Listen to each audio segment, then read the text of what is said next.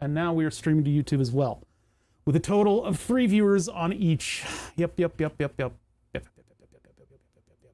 Where is that circuit analysis? This is programming stuff that I have to do in relation to all this stuff. Yeah, this is some of it. I have this thing blown way up so I could see everything going on. The Aries AR312. This I don't really need to worry about. That's just somebody else's build log. Here's a bunch of build logs for this thing. It's not a bad ADSR. I don't hate it. Some of the initial component values need to be edited a little bit in order for this thing to function properly. And I spent a lot of time getting into this description here in order to find out what was going on with mine. And I'll do a full explanation of how the circuit works. We'll pull it up in Notepad, or not Notepad, in Paint, MS Paint, and then we'll kind of get into this. This computer is probably struggling for any spare memory, isn't it? It probably needs a restart. It's not going to get one today. CAD mouse. No, let's not worry about that. Oh, my combined chat. I don't have a YouTube chat open. That's right. Go into YouTube. Oh, bother VOD. Go to this live stream. And then we can open it. Let's go to face view. I like that. Okay, pop out chat. Popple-chaw. There we go. Pop out chat. How is everybody doing? How's my bitrate doing? Bitrate's doing okay. We're broadcasting, we're recording, everything is happening all at once. I'm being permanently recorded onto a hard drive that's going to be parked on a shelf and then never used again. I'm wondering about whether or not I want to continue that practice, because I'm not famous, and I'm not cool enough to garner having old archives of streams. I should probably just pull a flatulent gonad and just not record any of it. It's live, and that's what you get. And then you get the VOD for 14 days, and then it goes away. Some people don't even record VODs. How's that for live entertainment? I don't know I don't think I could do that.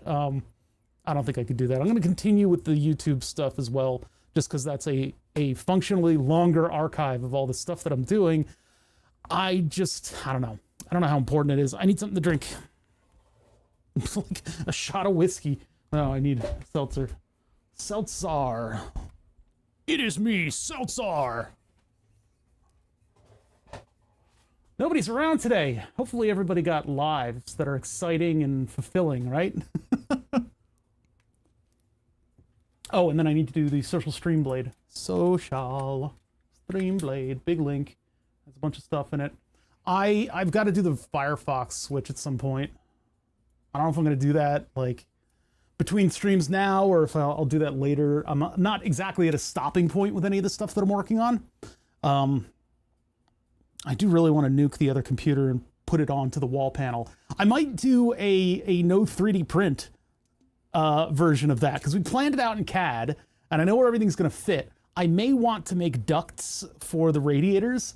Like if I can do a 2 radiator duct, instead of having 6 fans on the radiators, I can have 2 fans sandwiching it, and there'll be the big 200mm fans that I got back there. I think that would be kind of neat. That 200mm fan thing is supposed to be something I could put in the window to kind of get fresh air in here, but I haven't really done anything with it, and I haven't found a power supply that I can strap to it. So it might be prudent for me to just put those big fans on the wall computer, and then they'll get plenty of airflow, and it'll be quiet. It'll be quiet, and I don't have to listen to my computer go "Rrrr" every time I click a link.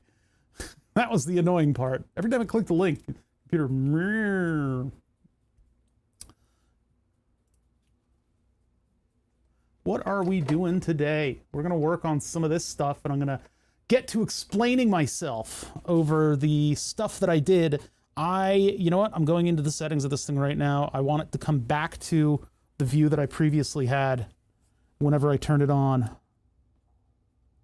because I can always hit the auto adjust for the settings in here. I'm just going to take this. I'm going to go into settings. You guys can see that on screen as I poke through the settings.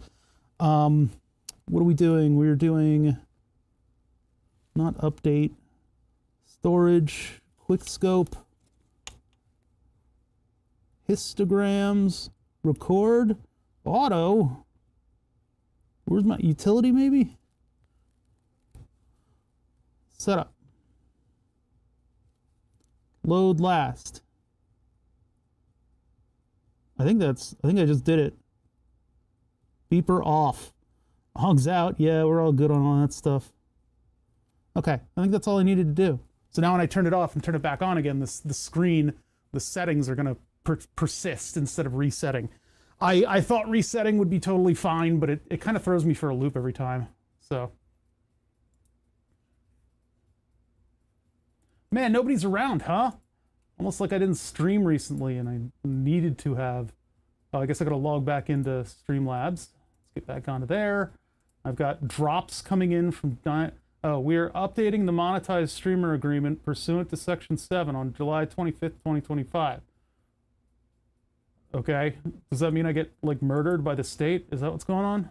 We got media control now, right?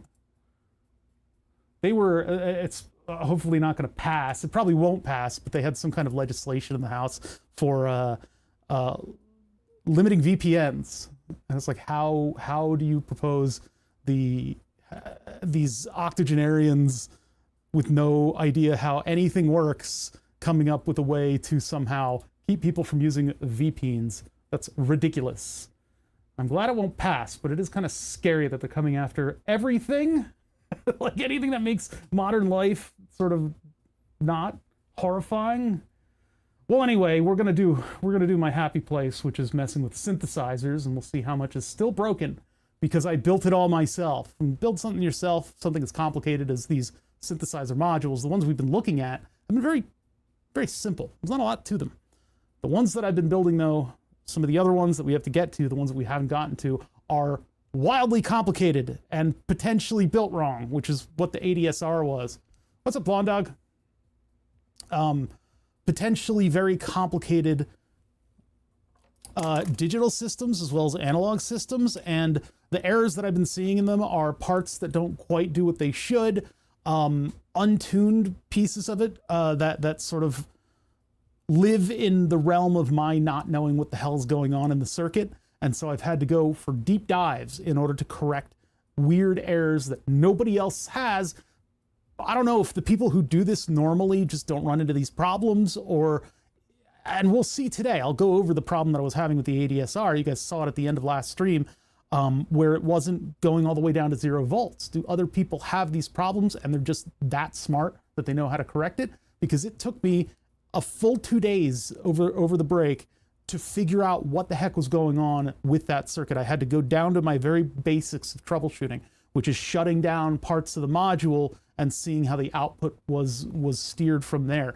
Turns out my suppositions were correct, even though I changed stuff and nothing happened, and I thought that was a sign that I was incorrect about how this voltage level was made, and I moved on to doing the tests of features of, the units of areas of functionality in the circuit, only to then discover that I had the right answer and I needed to go a little bit more aggressively into it.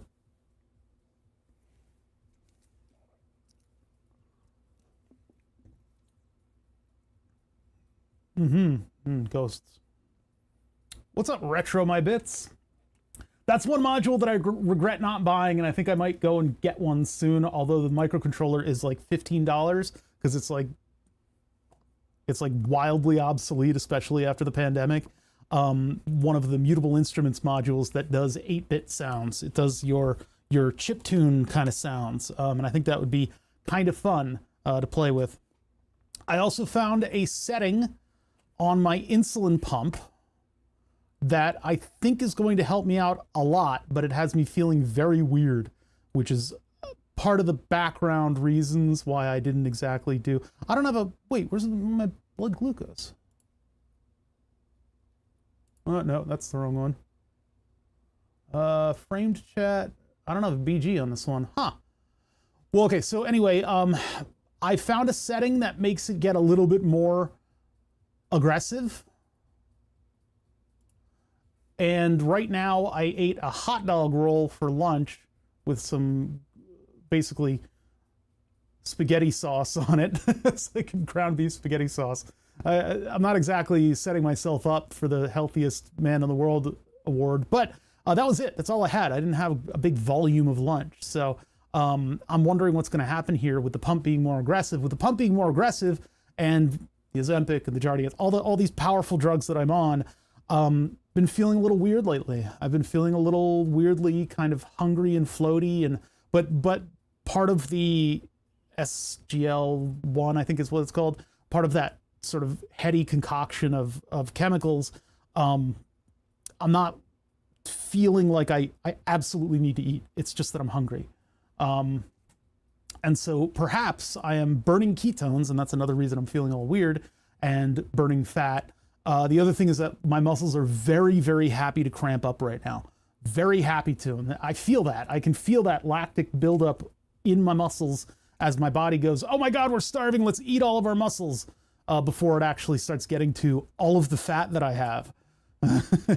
It's very unfair that that's how the body works, but that's what we got to work with. Cartridges that you use for insulin, can you draw insulin like they were from a vial? I'm using the vials, but I can do the same thing with cartridges. I don't use cartridges. What do you, huh? What do you mean? You mean like the, like in the insulin pump pods? Like in the pods, hold on, let me just get this out of the way.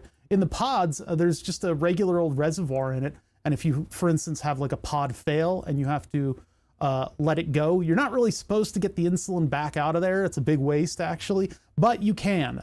You can just treat it like it's a vial, and don't inject air first. You just draw from it, and as long as you draw from it and keep the gravity on the right area, air will just backfill into the thing. Lack of potassium. It's not really lack of potassium. It's lactic buildup due to diabetes. It's just glucose levels fluctuating around, and you can tend to build up lactic acid because you're diabetic, and then you easily get cramps. It's just a thing. I probably should like eat a banana at some point, but that's not the cause. Whenever I tell people I'm getting cramps, 500 people in chat go, eat a banana, eat a banana, eat a banana, eat a banana. No, it's not. I'm not going to eat a banana and suddenly the sky parts and everybody's happy again. No, that's not how it works. And I've done it before. This is due to diabetes. It is a side effect. It is a known side effect. It's one that I get that's pretty strong. Having all my muscles wanting to curl up like a window shade.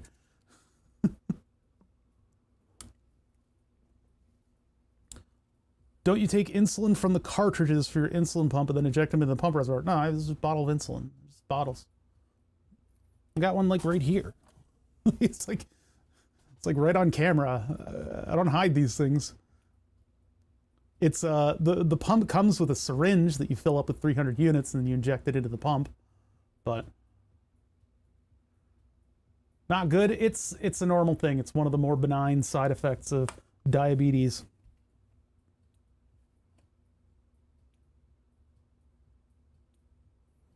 There seems to be a lingering program where insulin for a 1 month supply is $35, but it doesn't apply to vials anymore.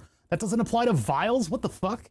I mean, if you get like insulin pens, I could draw from an insulin pen. It's just a little bit squirrely to do that. It's weird. They all just have like the compressed rubber tip. 500 people watching this stream would be so awesome. I agree with you. Do you have insider information? Is something going to happen in like a minute? I'm not going to hold my breath for it though.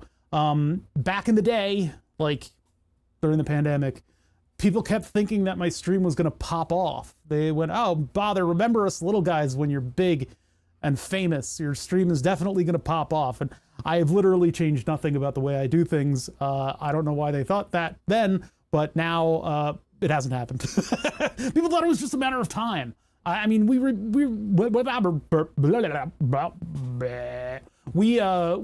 to rebuild the board, and that will give me a sort of jumping off point into maybe getting more viewers in here. Once the board gets finished, I will apply for the front page of Twitch, and we'll plan around having a big stream then, because then I'll be on the front page of Twitch. I'll have a blue laser doing cool stuff on the wall, and it'll be just a whole event where I don't have to think. All I have to do is move a camera around, you know? I can't believe that 35, well, I can believe because everything that's happening nowadays is like the worst fucking shit I've ever heard of in my entire life. Literally can't pull out my phone without being depressed. So we're doing synthesizers today as a direct result of all the bullshit that I see going on in the world. I need an escape, and I don't want to think about what my insulin is going to cost right now. Fuck. Anyway, the programs for $35 insulin was for older Americans, and then it was, yeah, they just keep kind of shaving off all the advantages of this program. You have to be you have to be a voter for a specific party in order to get free insulin. It's fucked, man, this whole thing. But yeah, if they're only doing it for vials that like go in pens or the weird different delivery systems of insulin, they have rubber pressure caps on the front of those things. So you just treat them like they're a bottle of insulin. So you could load up insulin that comes in pens into a pump. You could do that. I don't know any healthcare provider worth their weight in brains would do that. It's so fucked up, but whatever. Got to do what it takes to survive out here, that's for sure. Sorry, I've been a nervous wreck off camera. This is my escape. Hello, welcome to my stream. Twitch TV, oh bother. We do stuff with electronics here. Oh,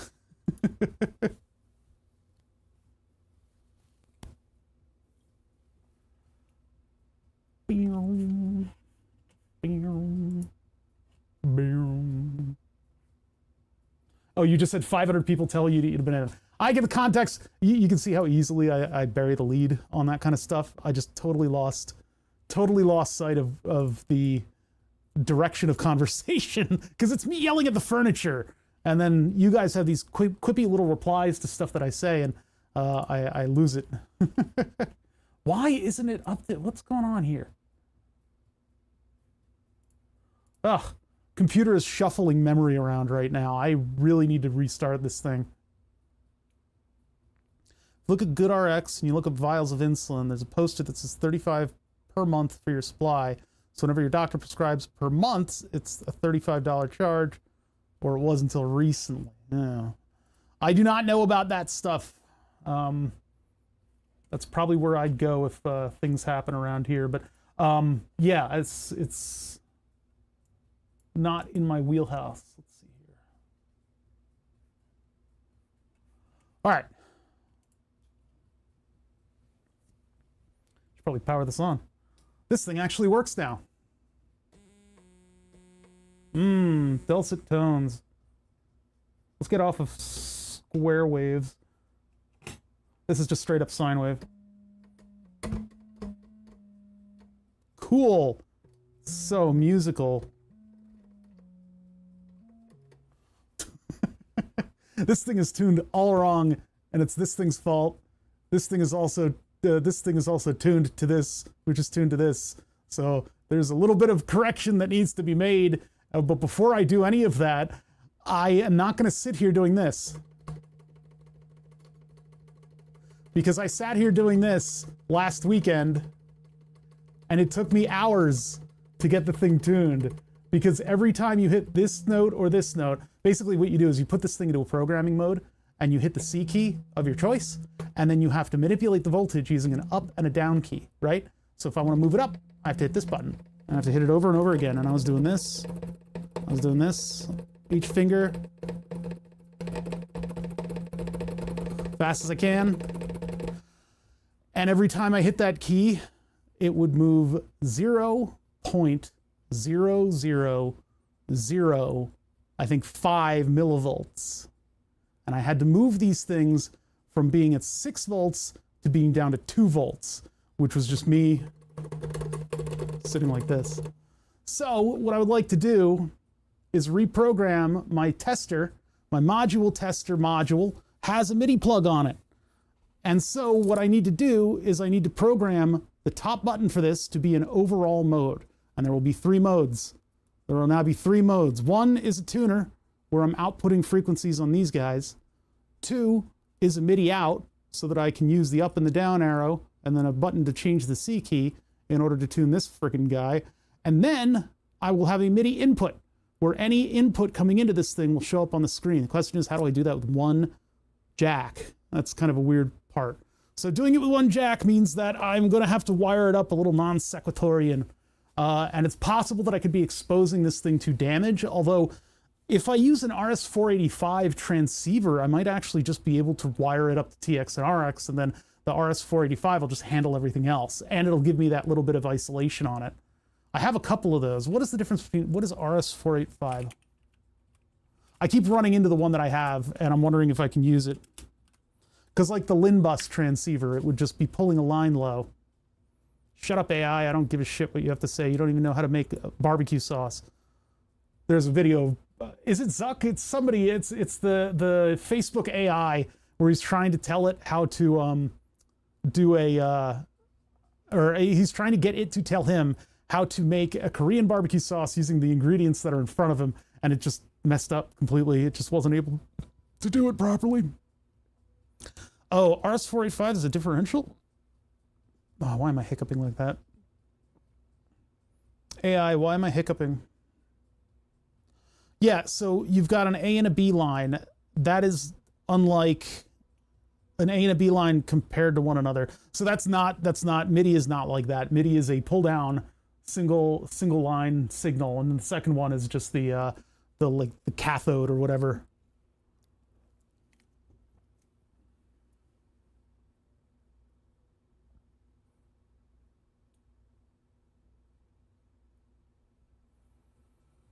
What are you talking about? Cartridge, something that goes into the insulin pump. That's not quite right. It depends. I mean, it all depends on what pump you're using, I suppose, but that doesn't seem right because they're talking about issuing you a cartridge that's replaceable in the insulin pump. I don't think they do that. Most of the things you fill with your own insulin and then you pump that insulin. That's my understanding of it. I mean, maybe there's some weirdo technology, but RS-485, let's see. So that's not, this isn't going to be useful to me.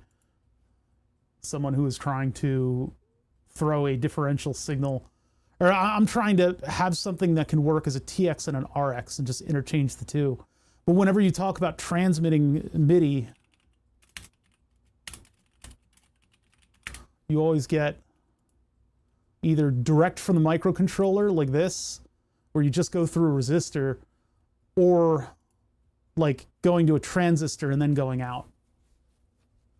But I kind of like the isolation here, because you know, not everything that reaches the bench. Oh, you guys can't see it. Not everything that reaches the bench is like working. So potentially, I mean, I don't really see MIDI doing it, but something that reaches my bench that is broken could potentially mess with my $40, probably $70 nowadays microcontroller that's powering the tester. So I'm not too confident putting a 220 ohm resistor on the lines and just letting that go directly to the micro. And I could put an opto isolator facing the opposite direction. I guess I could do that. I could just use two optos and have one on TX and the other one on RX. A little weird, but I mean, I guess it would work. But that, you know, when you TX, you would be receiving as well. That's just how that kind of stuff works. I would only really be looking at I would only be doing one thing at a time. Putting a big physical switch in there, that's something that like Godad would do. Put just a big old lever switch on it, and then it could just fully switch over to from output to input. That's an idea. A lot of the tester stuff is going to be kind of switchy like that. I don't know if I want to do that necessarily, though. I think I could just get away with wiring them all up to each other, but then would the diode cancel anything out? No, because the diode just keeps current from coming in at the bottom here. I don't know if I'd really need the diode, unless it's flying back all of the copper on the line. That might be what it's doing. It's just a little bit of flyback for when you're switching really hard. I think that's maybe what that's for.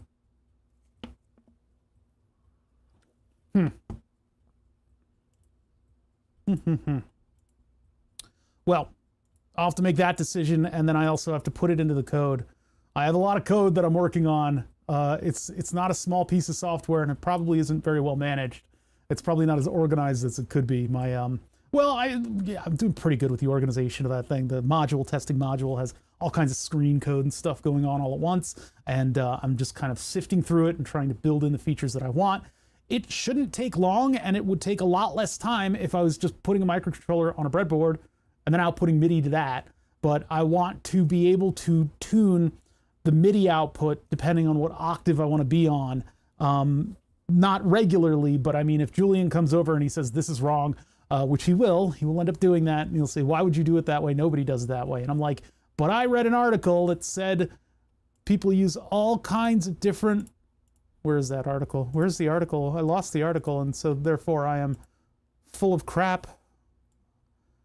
I just pooped. I'm not full of crap.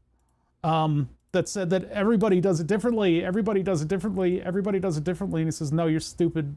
We just do it this way. I'm like, okay. And then I have to retune everything, which means I have to hit the button again and again and again and again and again and again and again. Instead, I would like something on the tester where I could just plug a MIDI cable in and be like, bleh. Okay, we're done. And then I can unplug it for the fine tuning of this thing. But I need my MIDI tester program to output 1 billion note signals so that I can move that voltage faster. The problem is you get midway through something like that and you go, you know, I only have to do this for another 7 years and I've already put in 5. I'll just get to the end instead of stopping and programming a microcontroller. After all, not everything is something that you can just program a microcontroller to do, so if I just keep hitting this button, eventually I'll reach the voltage level that I'm looking for and I won't have to press this button again over and over again. It's not worth me stopping and programming a microcontroller. Yeah. Oh, the other project that scares me right now is the Raspberry Pi stuff that we've been doing.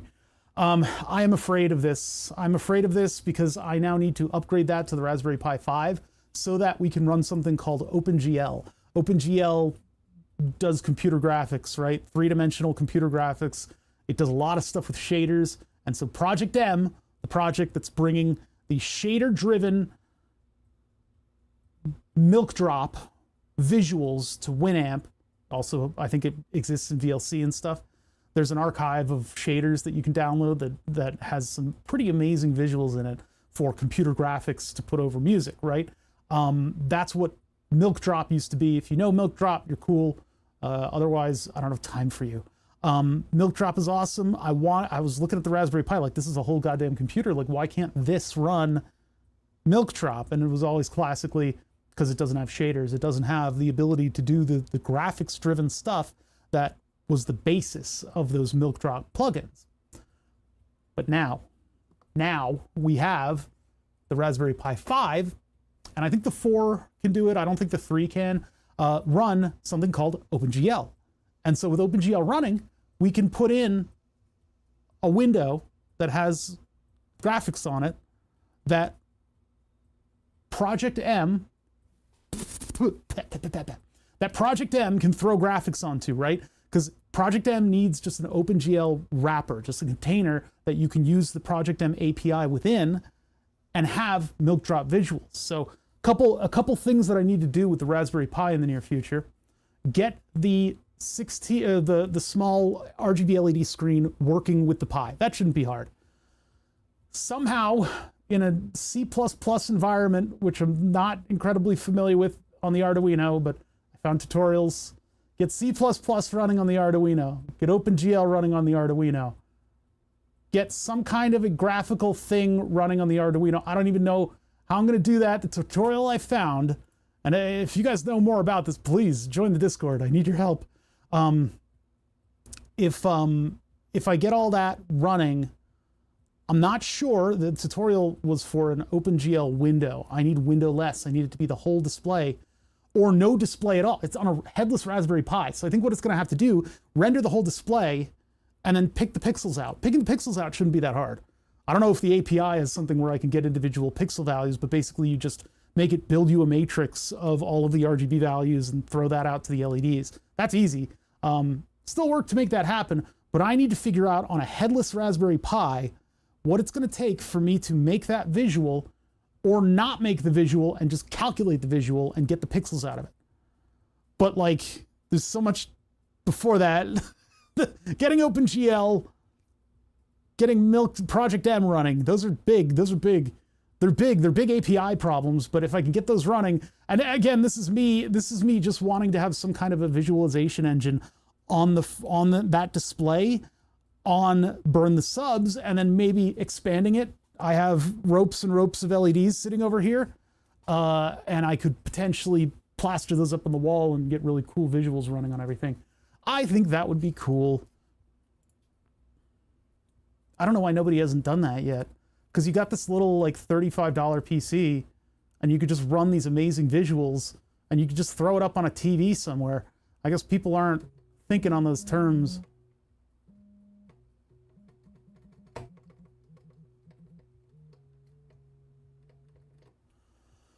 All right. We'll get started soon. I'm just kind of chewing the fat, getting used to being on camera again after a little while. We're going to get into stuff. We're going to get into synthesizers, a nice happy place project. Welcome back. It wasn't that big of a break. I'm just being self-deprecating here. Yeah, something, I don't know. This is probably out of tune, is probably what it is. It sounds just off. I think I need to get like a tuner app. Oh, you're helping with its deprecation, I see.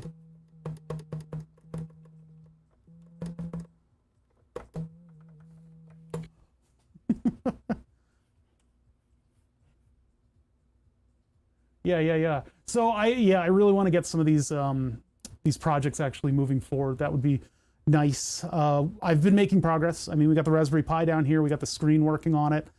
We still need to do Clipper or whatever that newer Gerbil is, GRBL, in order to move the motors around the thing back there. That needs a wiring harness. We need to spend some time. I need to pull the desk away, clear it off so I can sit on it, and then we need to sit there and figure out what needs wiring, because with the motor drivers in whatever the controller board is that we have, the SKR, I believe. I don't know. In that motor controller, that thing has the ability to use bump stops instead of limit switches, and I want to do that because we've got some pretty robust bump stops on the thing. It's a block of metal that's attached to maker beam, so we can just smack up against it with our gantry, and then we'll know where our 0 point is, and then we've got a much more stable 0 point than with the switches, because the switches like got loose and they eventually like broke, and so our 0 point, if that 0 point moves during the production of the board, it could ruin the whole board because that 0 point is sacred. That is like where the numbers line up with the real world. It's a very important thing.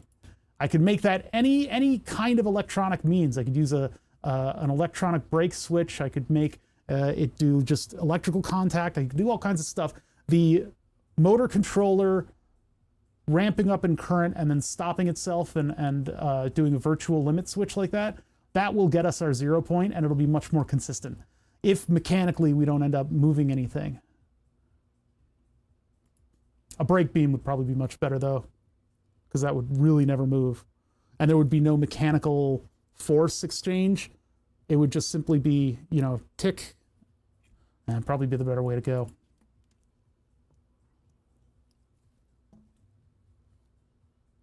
We should get started. We should get started. It's one of those weekdays when everybody's busy. Woo, no more music. Of course, on YouTube, you guys have just gotten a quiet stream with Bother Talking. It's on Twitch that I'm playing sort of the Space Cowboys stuff. That's okay, though. Let's get rid of start soon. Let's go back to the face cam. What are we working on today? Well, I've delved too greedily and too deep into synthesizers, so we're still working on that. Last time, if you remember, we got kind of deep into what's called an ADSR, attack, decay, sustain, release. ADSR is an envelope generator. An envelope is like, let's take all your sounds and let's put it into a little envelope and close it up, right? It's something that contains your sounds. And the envelope is pretty important if you're trying to synthesize something that isn't a bagpipe. You're trying to have something have an attack, so it's kind of like a finger plucking a string, or a piano hammer plucking a string, or a harpsichord plucking. Why are they plucking strings? Anyway, it's the onset of your sound, and then how loud it is when it onsets, and then it sustains itself at a slightly lower volume, and then it tapers off when the note is released. So what kind of a room are you in? Is there a lot of reverberation? And so with that, with the ADSR, you can make things sound pretty convincingly like instruments, sort of, sometimes, if you're better than me at tuning them. Maybe other ADSRs do better than that. I don't know. But the ADSR is an important component in the modular synthesizer and just the synthesizer in general. It's just how are your notes played, give them a little bit more of a dynamic sound, and it also eases it into sounding like we're used to hearing instruments. So we plugged in the ADSR, we got everything working. I had to replace all the transistors on it because I had this great idea. Why don't I put in surface mount transistors where the other ones were through hole? They're not very pin compatible. You know, with a resistor, if you have a resistor, a through hole resistor that's designed to stand up vertically, you can take a surface mount resistor and just plop it onto the two vias. Can't do that with the transistor. Transistor 3 pins, and the packaging of a transistor has an old tradition behind it. It's like Star Trek. It's like every single one has lore and things that they've changed to the fundamental setting of everything.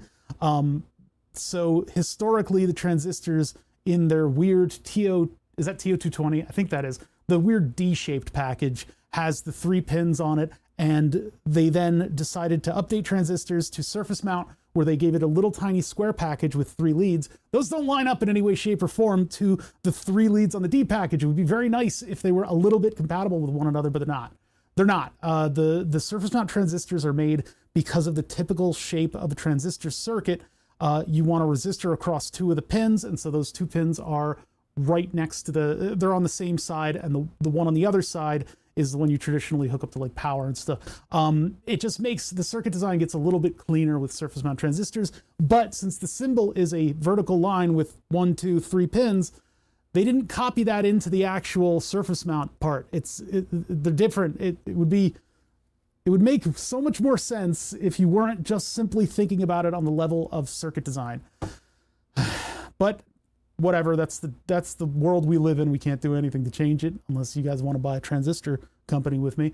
Anywho, the point is, the work was crazy, and so I just went through and removed all the surface mount stuff. I've since then bought a kit of through-hole transistors, put all the through-hole transistors in, plug the thing, turn it on, and it didn't work. Didn't work right. Turns out, after sort of wrestling it in some ways, replacing a couple capacitors, got everything to work, only there was an insidious voltage offset. The thing about an ADSR, attack, decay, sustain, release, did I say that right? Yeah, I did. The thing about an ADSR is that it is designed to go into a voltage, well, I mean, you can do anything with anything in a modular synthesizer setup, right? You can do anything. The world is your oyster. However, typically what you're doing with an ADSR is you're piping it into a voltage-controlled amplifier. And that voltage-controlled amplifier is going to turn up the sound, turn down the sound, and then release the sound. Now let's get that on a better axis. We need a nice, slow, rolling scope. That is too fast. I've gone the wrong direction. Am I rate limited? Oh yeah, here we go. I want like a full second on the screen. This is 10, 20 milliseconds. No, we need like 1 second. That's pretty good. So attack, sustain, release. If I turn attack way down, if I turn it even further down, and then the part that I don't agree with on some of these linear circuits things is that he doesn't really run any equations or understand what he's doing. He just kind of rebuilds stuff. So the slowest attack that I have available to me right now is this. This is way too slow. And then it falls down to the sustain level, wherever you set the knob. And then when you release, it decays. Yoink. Well, it's actually attack, and then it decays from that attack and sustains, and then you release. That's an ADSR. So what that'll do is when you hit that ADSR, or when you hit that note, it'll go boom, right? And so I put that into a voltage-controlled amplifier. The problem was, you see it's nice and clean here, right? Everything's nice and clean. We get this beautiful display. The reason that I'm able to recall this display for you guys so easily and quickly and cleanly is because I have been working with this circuit all weekend. All of my spare thought that didn't go into the deprecating situation around me went into thinking about this and this circuit and why this circuit was betray me. Why everybody betray me? This circuit was betraying me, and it was betraying me in that when I'd return, it wouldn't go down to 0 volts. I looked through and I Googled and I did all kind, I Googled myself till I was cross-eyed. That sounds wrong. I looked this thing up to no end. Nobody had anywhere near a similar problems to what I was experiencing with this. I don't know what it is, if there's a bad part or if something's weird about the design. I had to go into circuit analysis in order to figure out exactly what all of this thing was doing. After that, I looked at specific areas of it and was able to isolate out the problem and figure out where it was originating from. Once I found out where the problem was originating from in the circuit, I was able to disable parts of the circuit in order to isolate out the problem and figure out where specifically this voltage level was coming from, because it would not return back down to 0. So let's explain a little bit of how the ADSR works, because I find it fascinating and I think I am able to go over it with you guys to the degree where you guys might actually understand what I'm actually talking about. Here, I need the decay to be a little higher. That's slow decay. I think the decay part of the circuit might need some looking at. Yeah, that seems to be the same rate, doesn't it? That should be coming down slower. The decay is still broken. Okay, so it's not perfect. Nobody's nerfed. What if we give it less sustain? Oh, that's all the way down. What if I turn sustain way up? Yeah, it's not changing. Okay. I see now. Turn it way up. Let's max sustain. Okay, so it's settling a little higher towards 6 volts. Can you play Baby Shark? If you don't want that. Okay, so some parts of the circuit still appear to be not really functioning all that well. We'll know what to look at. I'll tell you what we're going to look at, and then if I put return all the way up, it takes a while to get back down to its volt. Everything is happening a little faster on this because I changed the capacitor value. But that sustain is always at the same rate, so something is broken. What is the note progression of Baby Shark?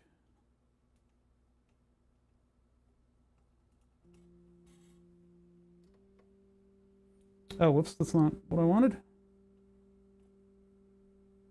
No, get out of there.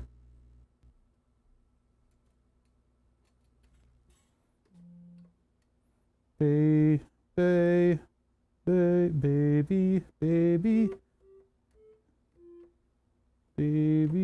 shark, do do do do do do do do do do do. Baby.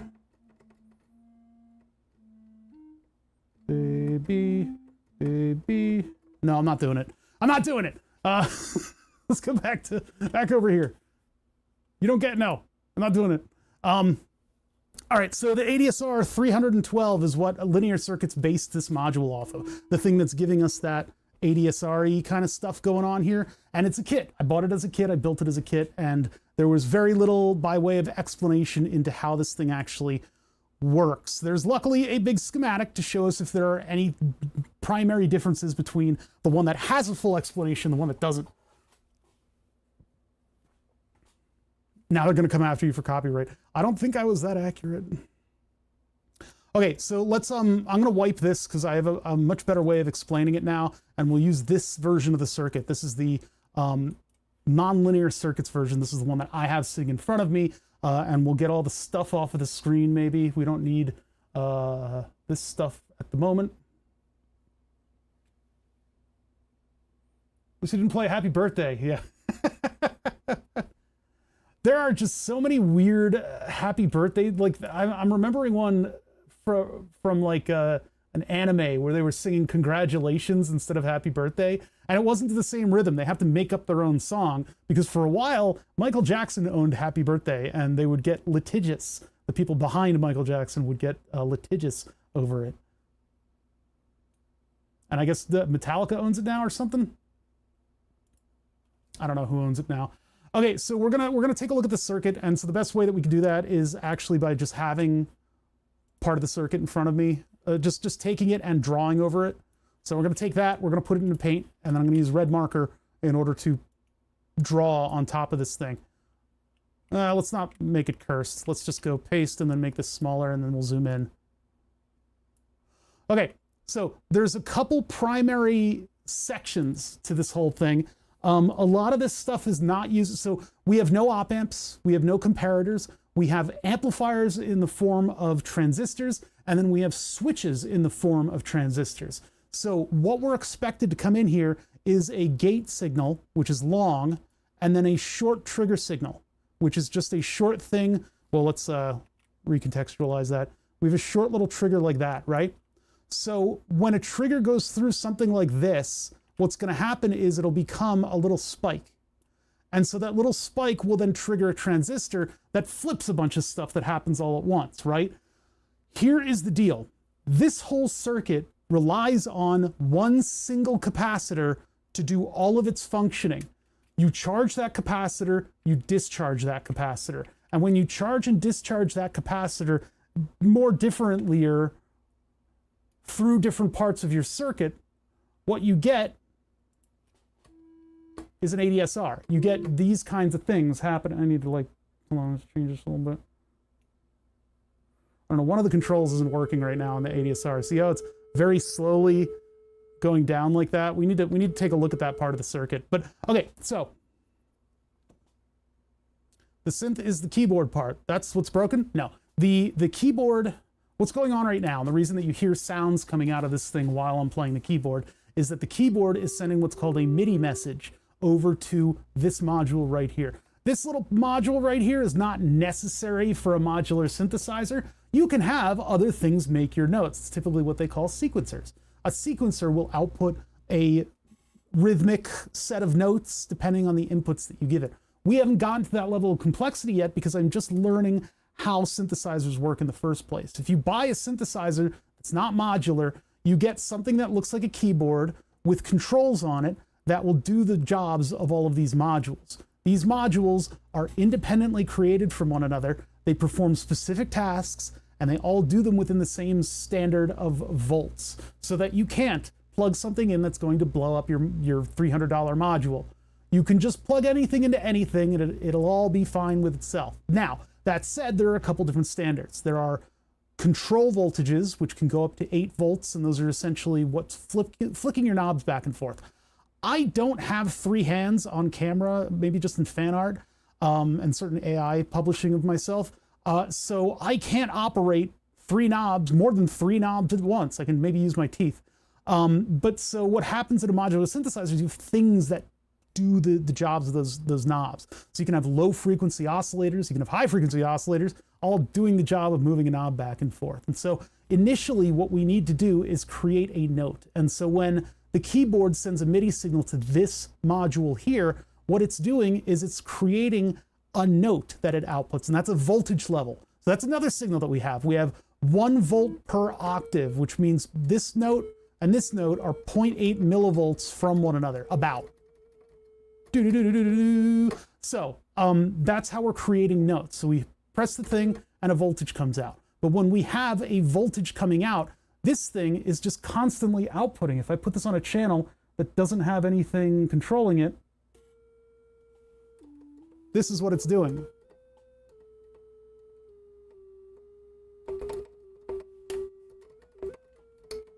Right? And it does that at a particular slew rate that I set with this knob. So you can hear it go, whoa, whoa. It kind of goes between the, I have it set on a very low slew rate because we're still kind of in the testing portion. But again, I'm not a musician. This drives me absolutely nuts. This is not music. These are just tones coming out of an oscillator. So when you add an envelope to that, using the ADSR, represented by this chart here, it sounds more pleasing and like an instrument. I don't know if you guys could hear that. Maybe not. Maybe I need to turn this up. So that sounds a little bit more pleasing and like a keyboard. You can also make it sound completely unpleasing. I don't know why that's falling so slowly. We need to look at that in a minute. Now, when you're generating that kind of a waveform, how do I want to put this? Charging a capacitor is a really good way to do this in an analog scenario where you don't have anything digital and you don't have any comparators or anything like that, right? So what we do is we charge up a capacitor at a certain rate.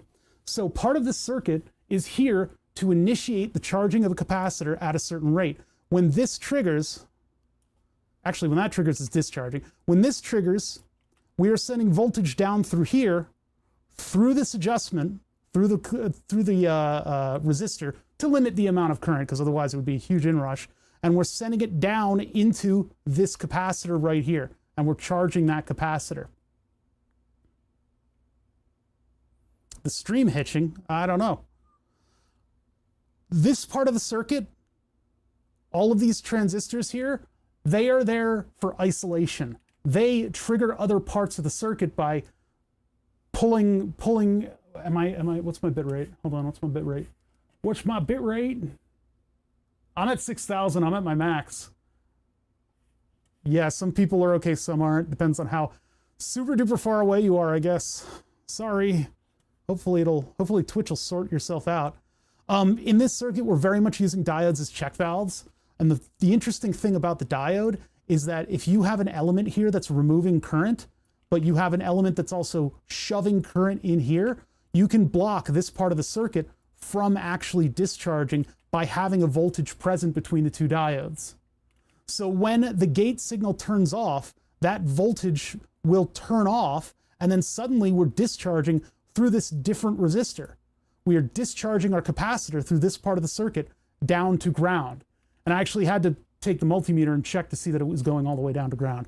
I was looking at where that 1 volt was coming from, and so I kept moving to different parts of the circuit. So you have a gate here which allows things to happen, right? It'll allow things to happen by taking away or putting voltage onto certain parts of the circuit.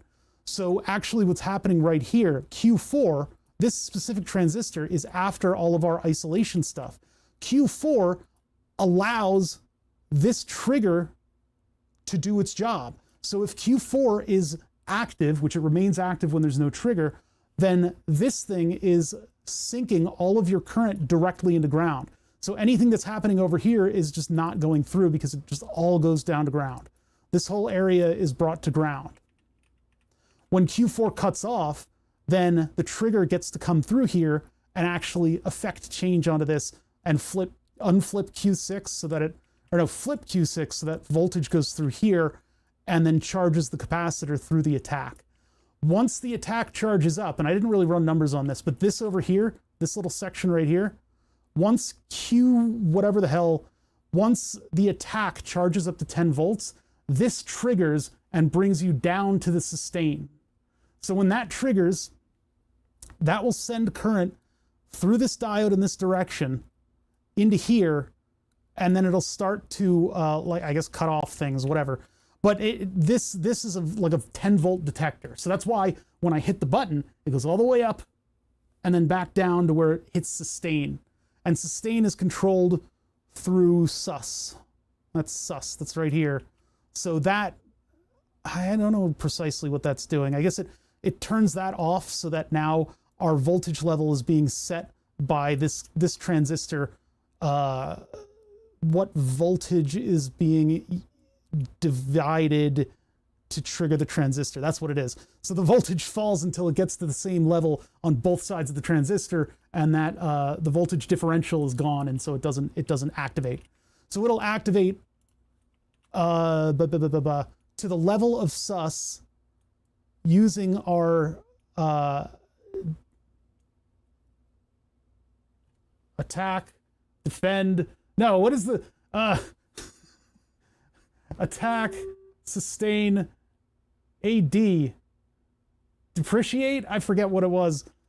Oh my God. In the middle of an ADSR explanation, my brain decides to throw the baby out with the bathwater and not allow me to access the part of my brain that remembers what ADSR means. Decay, that's the word I'm looking for. Okay. Oh my God. I got it right before you. I get all the credit on that one. The decay, yeah, so the rate of decay is controlled by the decay knob, by how much current is getting through here, and then the sustained level is a voltage divider. So when this is equal to that, or at least is equal to the point where there's no longer a differential, because remember in electronics, everything is voltage differentials. So if you say this thing is triggered by this voltage, well, it's a differential voltage is what's basically military lingo competing with musical lingo. I know it's just all I've worked in government directly with military documents for 10 years of my life, and so everything has an acronym, and they're all different, and they may be the same acronym in the same sentence and might mean something else. It's crazy. So yeah, with this being sustained, we don't have release yet. Instead, we're going out through here because this voltage level is being maintained in this part of the circuit. So as long as our gate is still active, this is getting a positive voltage, whatever signal, and it's flooding the zone. This floods the zone so that this does not drain through here. It instead drains through here. It's kind of crazy the way that that works. They're using diodes in some very clever ways here. Once you release, then this gets cut off. This has already been in balance, so there's no discharge through there. And this lowers down to ground where current will be able to flow through this part of the circuit in order to discharge. That's how you get the different rates for the different parts of the signal. Now, all said and done, that part of the circuit works. It works perfectly well. Well, except for something about that decay is not adjusting. So there's possibly something wrong with that part of the circuit. That or the timing change of changing the capacitor out. I decided that since you could turn the attack so far up on the 2.2 UF cap, capacitors are two plates that store a differential of charge between them. So the Leyden jar is your classic example of what a capacitor is.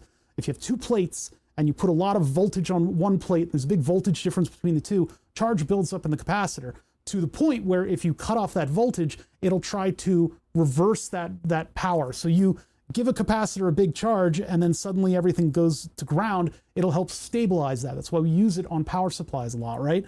Or conversely, you could put a capacitor on an AC wave and it'll change the phase of the AC wave because of the behavior of the capacitor.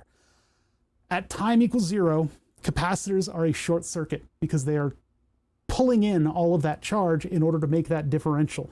Once the differential builds up, the charge is blocked. Capacitors work in farads and voltages. They are able to withstand certain voltages, which will make your capacitor larger and smaller, and they have different sizes of plates that are rolled up inside of them in order to give you different charge rates. That's why a capacitor is a timing device. So you get within the voltage specs, everything else is timing. And so when you charge and discharge a capacitor, that'll give you all of those dynamic voltage levels that we're looking for in the ADSR. So very cleverly, the ADSR 312 charges this capacitor here, and then it amplifies the signal from that capacitor with these two transistors. Actually, with three, yeah, I think it's all three of these are amplifying that signal. Now, it was not readily clear to me, and I need to move you guys over so you can see what's going on. So we are at the portion of the circuit that is amplifying the charge on the capacitor. How do I move to the right? Oh, it's because my window's a weird size. Weird sized windows today, I don't bother. So over here, we have our output section to the two outputs. We have an amplifier realized within these guys right here. And we have our voltage detector, because you want to be detecting that voltage on the output, not on the input. Not back here. You don't want to detect it there. You want to detect it out here, and then you can cause it to discharge.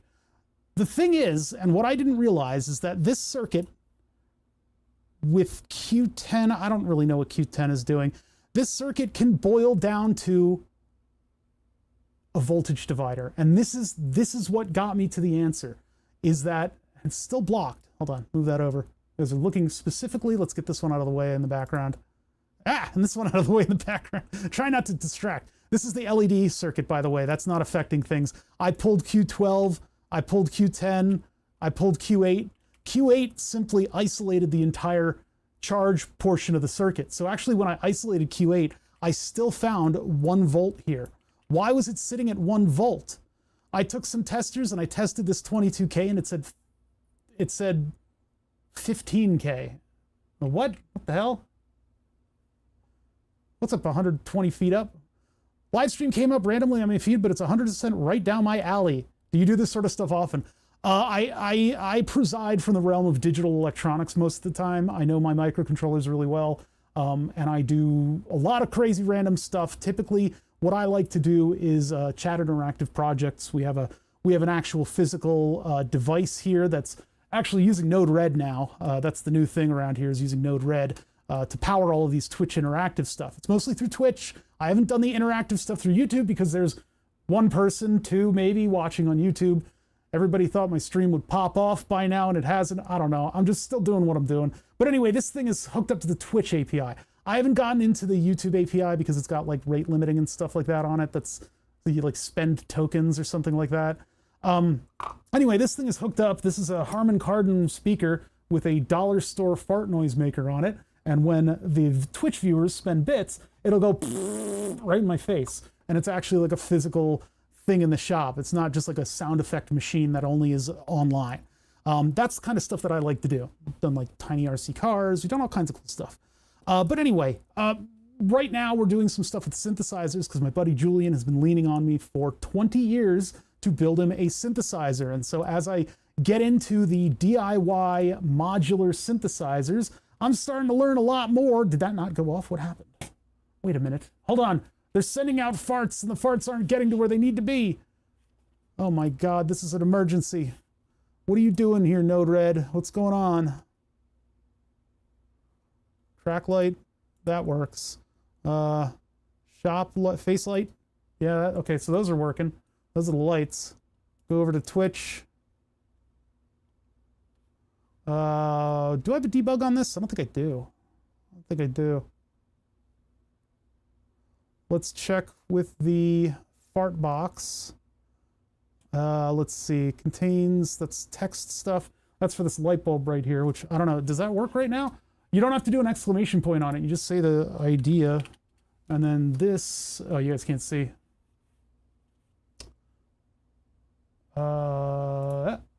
So if I just say idea into chat, that should light up, and it's not. Are we connected to Twitch? It says ready. Turn on the debug. Send a chat message. Nothing over here. Oh, do I? No, I don't have to deploy when I turn that on. I guess maybe I do. All right, let's just deploy it and see what happens. Connecting, subscribing, ready. Try this again. Test. Tickles. There's my message. Okay, so we are getting channel chat messages. So now if I do a channel point redeem of a fort bomb of number 2, Node-RED just needed to be refreshed, I guess. Redeploying made it work again. I wonder what happened. Hit deploy on that, let it catch up.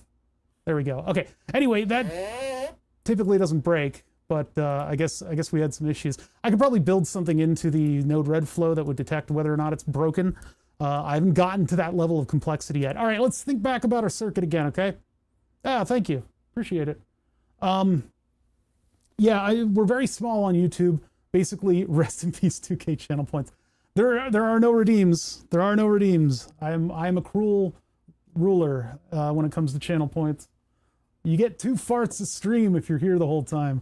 So anyway, we're back in circuit world, right? How does this thing amplify? We just have a transistor on the end of our 2.2 microfarad circuit. By the way, all the timings on this thing were way too slow. I was able to turn it up and it was rising so slow that it would be like a full minute until we reached the top of the attack. So I put in a 1 microfarad capacitor, just 1 UF cap, and so now all the timings have been shortened. Although I may have ruined some other stuff when I did that. Even still, I mean, just this value here, since I wasn't about to change out all of these potentiometers, these could also help you tune it a little bit, the 1Ks and stuff. If I put in like a 2 kilo ohm resistor, that would slow it down significantly. Or if I got rid of the 1K and I put like a 200 ohm resistor, that would make it a little faster. This is 1 mega amp. Is that what you, or 1 mega farad? There we go. 1 big farad capacitor or resistor on there. So I mean that's a big adjustment. A megafarad is a lot of ohms to get through. That's a very small trickle of current. And V is equal to IR. So anyway, getting rid of Q8 showed me that the 1 volt was persistent here without this entire part of the circuit on that. So that part ruled it out, wasn't the problem. When I'm measuring here, what I thought, I started pulling all these caps and nothing was changing. It turns out, and I thought that this was correct, and then I didn't think it was correct, but what's happening inside of a synthesizer is you've got voltage potentials, right? So 0 volts is here. You have plus 12, and you have minus 12.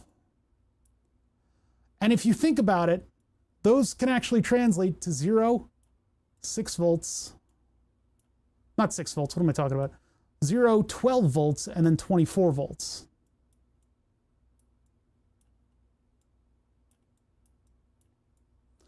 So thinking about it like that, if you look at the different elements of the circuit and what is being connected where, this right here forms a voltage divider when it's in forward operation. And I don't know precisely how this is working with like the attack detector and pulling it back down, but basically what's happening in this part of the circuit is that these elements are switching onto our output line, which needs to be held at 0 volts, and then those other elements are swinging it up and down. Never goes down below 0, and there's this diode right here ensures that our capacitor never goes below ground. And then I'm not quite certain how this thing is working. Something or other is biasing this voltage divider, right? I didn't get into it because I solved the problem before I really had to rub my face up against this part of the specific part of the circuit. Get it? Because it sounds like analog. Oh, do I want to update Windows? No. Okay, so anyway, what's happening is V plus and V minus are in battle with one another to pull the circuit, to pull the output line either high or low. And they both have a 22 kilo ohm resistor on it. And then they've got all of this circuitry, which is allowing it to connect to other parts. Now the diodes in here, I don't know what to make of this because it apparently didn't really affect it very much. I think it's just having something to do with not allowing it to go too far negative, just the same way that this one, not that one, maybe this one, I don't know, whatever. Point is, I see a voltage divider. Voltage divider is when you have either positive and ground or positive and negative. A resistor, oh God, pulling it up, and then you have a resistor. These are not getting drawn right. Hold on. You have a resistor pulling it up to the plus voltage, and you have a resistor pulling it down to the minus voltage or ground, and then you have a voltage level in between the resistors. And so that's what I see here. When you have a strong resistor pulling it up and a weak resistor pulling it down, it's going to tend to go down. And vice versa, it'll go up, right? So if you change those resistances around, that point is going to shift. I replaced the lower one with a 20 kilo ohm resistor, put it on the oscilloscope and went, that's the same voltage. But it wasn't. I should have looked a little deeper into it because that was the answer. I then went and turned off parts of the circuit by removing the transistors and stuff, which gave me a better understanding about how it all works. But I should have listened to my own oscilloscope here and seen that if I changed that lower resistor on the divider, it would change the 0 point. We were getting 1 volt consistently out of this thing. So I then went back and I replaced the 22 kilo ohm resistor with a 15 kilo ohm. And now it sits pretty at 0 volts. So that was the solution. I only had to go in and do tons of research and look at the circuit multiple different times and take it apart and put it back together again and again and replace components and replace other components and remove resistors and then measure voltages and then remeasure voltages 500,000 times until I finally listened to my own instinct and found the problem. So we're still broken. We need to look at what's still broken on this circuit. I can't believe this ADSR is taking up so much of my goddamn time. I can't believe it's still broken. I don't know if it's something that we can change either. It might be that a transistor isn't flipping when it should flip. But what's happening right now is we're not decaying. See how slow that is? I'll turn this down. There's too many annoying notes. So if I turn all these down to their max, they're all down at the minimum. So it looks much like a square wave. If I take the decay knob, I turn it all the way up, there's no change. Turn the decay all the way down. Actually, that does appear to be changing a little bit. No, that's the same rate. See that? So decay is doing nothing. You're useless. How would decay do nothing in this circuit? I'm very annoyed that it was down to like a voltage divider to fix this thing. And there was nothing in any of the whatever it is, nothing in any of like the how-tos, the data sheets, people building these on their own that indicated that I would need to do something like that. I'm wondering if my replacement of this part was actually glazing over another problem in the circuit. So where is decay coming from? It's coming from this resistor here. That resistor is discharging through unlabeled diode. This is my other problem with this circuit, is that the linear circuits guy does things in their own way, and it involves writing the values of components on the board itself, which is a really bad way to do it, because when you reference stuff in the schematic, I want to look for D5. I don't want to look for D. Not to mention the fact that they're not labeled here, but they are labeled on the board. The board has D1 through 4. Anywho, so through this guy. No. Through this guy? No. Through, oh my God, why is that even there? Discharging, yeah, we go through that one and out here. This is just to, I guess, charge through there. No, that disables decay. I see. So when this is switched positive, we're not decaying because we've charged up this portion right here. And then what this is doing here is on the 22 and the 47, adjusted by an extra 100K. So what's happening here is, oh my God, wait a minute. It's like multiple voltage dividers. So we have one voltage divider in the potentiometer. And then that's feeding into another voltage divider. And then that feeds into a transistor. Or wait, no, it feeds into another voltage divider like that. Hold on. So that becomes the basis for the second voltage divider.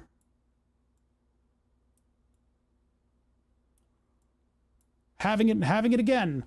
Not really having it, it's 22 to 47 versus whatever you're willing to supply it with. And then that hits the transistor that discharges the capacitor.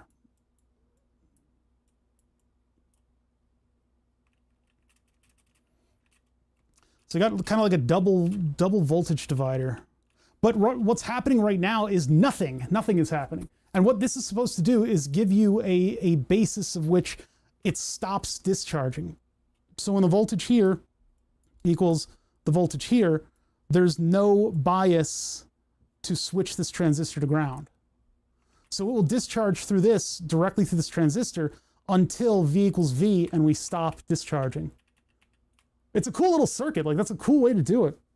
What's up, Blue? How you doing? Did I already say hello? I probably said hello. This is it's a wild circuit, and I don't, you know, maybe somebody followed along with me during that explanation. I mostly understand how this is working. There's a little bit of like magic going on around here that I just haven't bothered to like figure out. But for the most part, we've got a good signal coming through. If we look at the signal that comes through,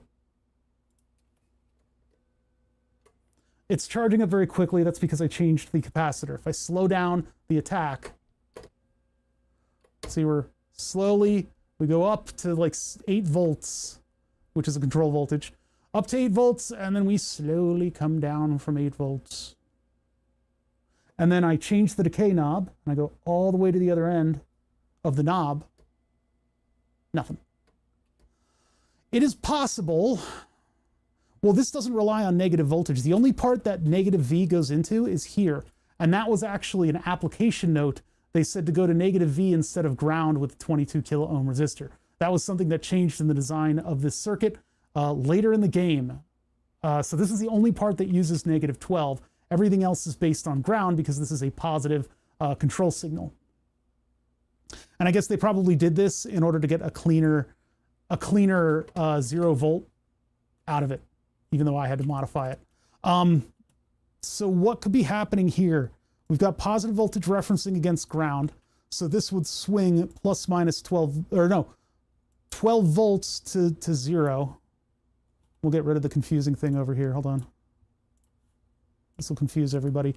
Negative voltage confuses people very badly, and I'm not great at explaining it. So that's plus 12 to 0 volts. And then this is doing what? It's effectively having, or no, weaker to ground. So it's forward biasing it. It's positively biasing it. Oh, and then it went Control Z too far. It's biasing it more towards, right, voltage is just potential difference, and then if you're Veritasium, you consider voltage to be caused by charge on the outside of the wire, which is weird, and we don't need to think about it like that.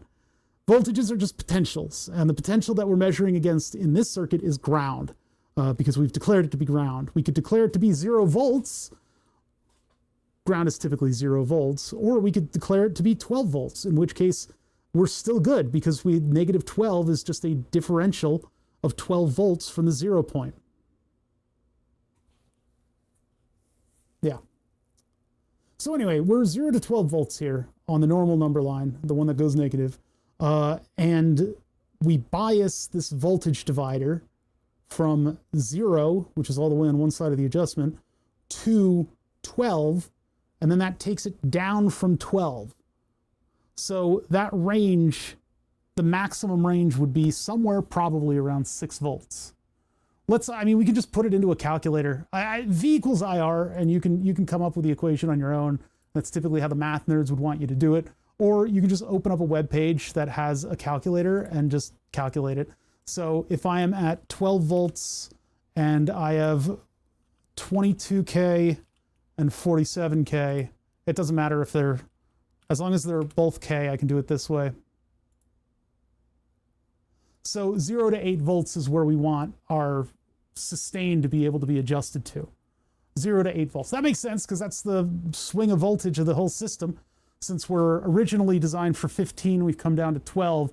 The 10 volts has been scaled down to 8, which 8 volts is it's the range for a utility signal like this on a modular synthesizer.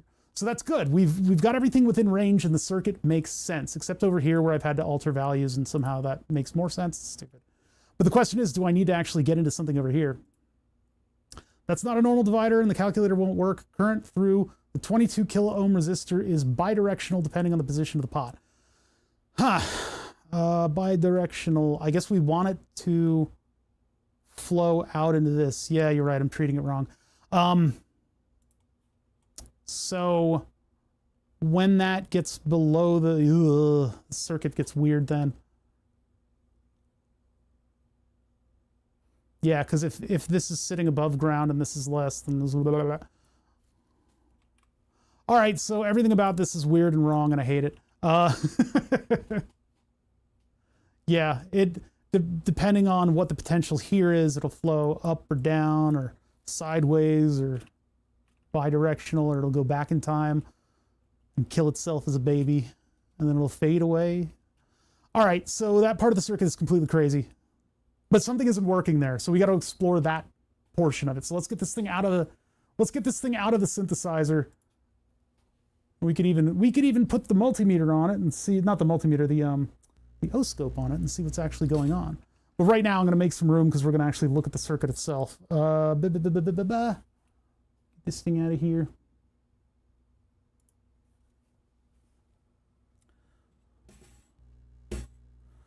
What it's supposed to be doing is, hold on, I just want to think about this for a second here because it's bugging me now.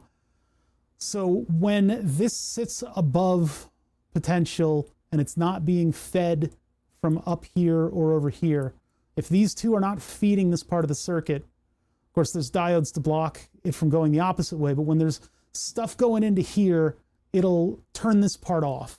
When that's not happening, we don't have to worry about this one. We don't have to worry about this one. No, we do have to worry about that one. We don't have to worry about this one, and this is charged, so we don't have to worry about this one discharging. But we're looking between these two diodes, right? Between two diodes and activated by voltage coming in on this line. So when this is no longer pumping current into here, this discharges. When this is at a lower potential than up here, or at a higher potential. Higher potential means that it discharges and then allows this to switch and pulls this down rapidly to where this is equal to whatever, compared to the activation voltage of the transistor, equal to that. So that's why our capacitor is able to rapidly discharge through our 1 mega ohm resistor, depending on where that's set. And then once this potential here reaches this potential here, this will stop and essentially just cut off that area. So the complex interaction of this stuff, I guess that's all in itself. So that little trickle that comes through here, V collector thingy, source, whatever they're called, pin to pin. It's listed in the data sheet. This goes up to plus 12, then we've got plus 12 here, and we've got a potential there of positive. If that thing goes down, well, it's being weakly pulled, but if it goes down to where the potential is, I see. So are we trying to make like an opposite potential out of that? Huh. All right, so okay, essentially it boils down to a difference in voltage on the two lines. That's what I've established there, and this is just kind of a weird way of adjusting it. Can that bring your potential to the negatives? But I guess it doesn't matter because the other side is compared to... All right, let's get this thing out of here. Perpetual dawn. Ah, no, come back. I'm dropping my screwdriver. Ah. As I was talking about with diabetes and my hands being all crampy. I'm going to unscrew stuff and then my hand is like, hey, guess what? You're a claw. I'm like, no, stop it. Let me hold on to the screwdriver.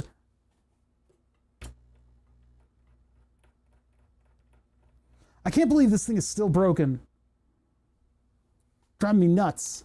But from what I can understand, my replacing it with a 1 microfarad capacitor, that might mean that we need to swing those resistor values for of the 22 and the 47, possibly. I just don't know by what degree I would need to do that. Well, no, because changing the capacitor doesn't change the overall present voltage levels in that area. It just affects the discharge rate, which is done through a different control. Because that transistor is looking at, yeah, that's not right. That's not right. Circuit theory will have you spinning. It'll have your head reeling. Do I need to remove the front cover? Let's just, well, without the front cover, it doesn't clamp into the clamp, and then we have more trouble looking at it. I don't even know what I'm going to do to it at the moment. So we'll just open this whole thing up. We'll just open the whole thing up. I can't believe I'm still working on this stupid thing. I got it 90% working, and then I got it 90% working. Fix one spot, kick the can up the road, another thing dies.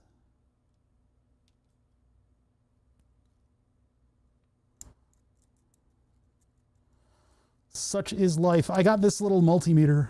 It was like a couple bucks. It's okay. It's got a little color screen in it. I don't know how intensely accurate it is. I was using it to pinch some of the little surface mount guys on the board. Not bad, although these are a little bit specialized. That's why I like having a sort of a more general use multimeter.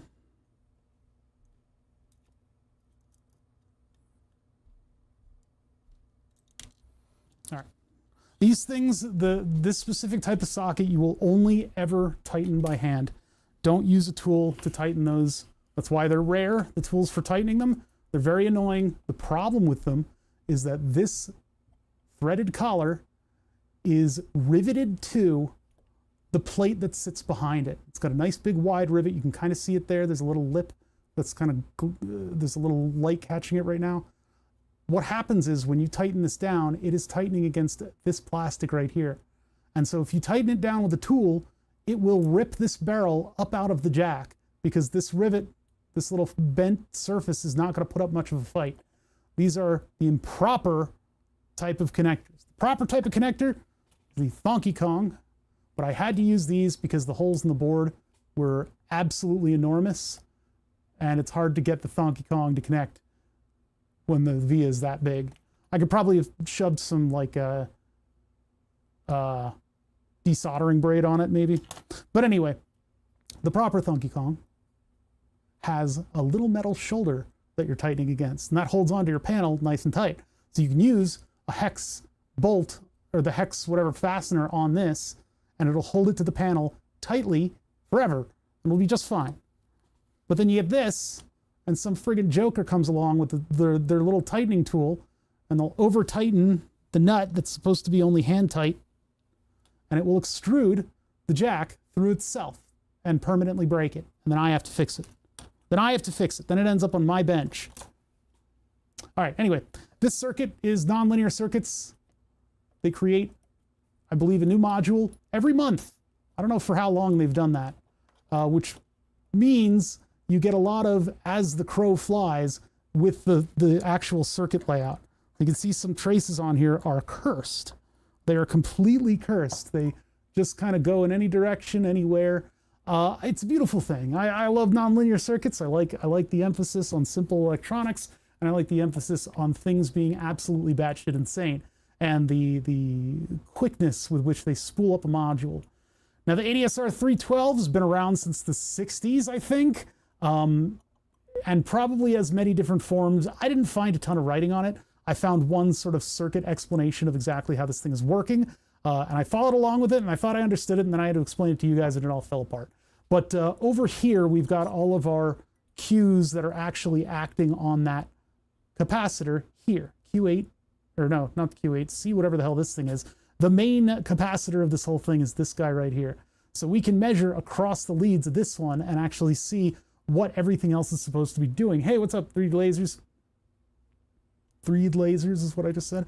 The transistor that we are looking for right now is the one related to decay, and that one is Q7. Labeled Q7. There it is. What you doing, bud? You discharge through, looking at Q7 right now, hold on. Through this guy over here, the D control. What is it? No, that's attack. This one's decay. You go up and over here. Is that damaged? Doesn't look damaged. Doesn't look damaged, just looks dirty. That kind of describes me. Okay, let's scrape this one, just see. Yeah, it's just a big drip of flux in the path. Big drippy of flux. So far, so good. We come over here to this 1K. That looks pretty well soldered. You basically, on the surface mounts, you look for the solder to go up and up. Wait a minute. Aha! Perfectly functioning my ass. That's the problem. If you'll notice, this diode is not connected. You have to look closely with surface mount electronics to see that this diode is actually, it may look like it's connected, but it's not. Wow, the wonders, oh bothers, just, it's amazing what he knows about electronics and how to see the most subtle of things, like a component that's only soldered on one set of leads. Jeez. He makes it look so easy. All right, so I'm going to put on a new tip on the iron here, and this is at least, okay, so this is a good thing. This is a good thing that it is so blatantly broken like this that we can just find the problem, because anything deeper than a component that is wildly out of place is very difficult and gets us way into the realm of circuit analysis and the stuff that we were talking about just then. And I, for one, do not really feel all that much of a need to understand what the hell is going on in that part of the circuit any deeper than we already do. We know that we've got a voltage divider here, and that's just creating a potential from positive to ground. It actually cannot create a negative potential in that area. And then that is being, whatever that range is being scaled down to interact with this leg of the transistor, which, by the way, transistors act kind of like diodes sometimes, and somehow gets that into conducting. So it scales it down for the transistor so that the transistor can have an appropriate range of value changes that will interact with whatever voltage is over here that will activate it and allow it to discharge that cap. It is a weird circuit. Analog electronics is cursed. Everybody is geniuses when you get to analog electronics, except for me. I'm not. I just simply have had my head shoved into analog electronics enough to sort of start to get things. So I don't know. A lot of this circuit originated, how do I create ADSR? And Moritz Klein, if you guys know Moritz Klein, then you are glowing, your brains are glowing, and you need to turn them down a little bit because I can't concentrate with the level of glowy brain that you are. If you know Moritz Klein, he does a lot of YouTube videos where he's going over how to basically come up with all of these circuits from scratch that power a synthesizer. It's kind of amazing stuff. It's from Erica Synths, who makes the MIDI adapter, and I love their modules. They're really cool folk. Although they never emailed us back. We were trying to get some source code for one of the micros that Julian blew up.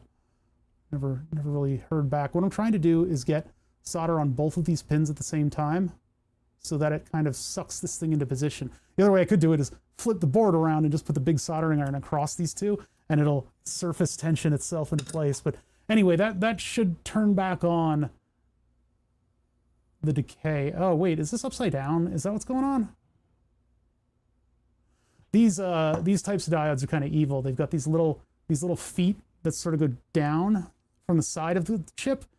So if they flip over, they won't necessarily make contact with the like pad. So you have to have them like this, and then they'll flow over properly. Yeah, let's do a full rework on that. Okay, I'm just gonna pull the diode out and put it back in. We'll make sure that it's right side up. The thing is, the reason I'm stopping and redoing this and doing it properly is because the cost of getting it wrong is me having to pull that front panel off again, and I don't want to do that. I just want to get it done, so I'll spend the extra time right now, and we'll clean this up. Now, I got a new one of these. Engineer SS03 solder sucker. Pretty cool. But yeah, this whole circuit came about as a way to control the different, the 4 different sections of an ADSR, all through the lens of a capacitor charging and discharging. So your attack is a charge, your decay is a discharge with a gate open, your sustain is a voltage level comparison without, and you've got to do that without using a comparator, which I think is incredibly clever, and I would have never come up with that the way that this does it. And then you have a return that's another discharge, but it's a discharge without a gate signal. And so they're using, in the design of this thing, they are using these opposing diodes in order to turn on and off the different discharge methods. Because if you flood that thing with power, the diode is going to resist the power coming in the other direction, and so your potential isn't there. You don't have any discharge happening. I think that's incredibly cool and clever. I've never heard of anything like that until I looked at the ADSR. And I'm not incredibly exposed to analog circuitry in my day-to-day. Everything digital bleeds back down into analog, but it's mostly just like your basic forms of switch. So to have like a zone that you would flood with current, and then the potentials between the two areas of the diode don't match up, and the diode ends up blocking, and then you isolate out part of your circuit, is just incredibly clever to me. That's super crazy and cool. And it's just the method that they use in order to separate out the different discharge cycles from the rest of the circuit. Neat stuff. Okay, so we've got 2 gaping holes. And so we need to fill the first gaping hole. And we're going to fill it with gusto. There we go.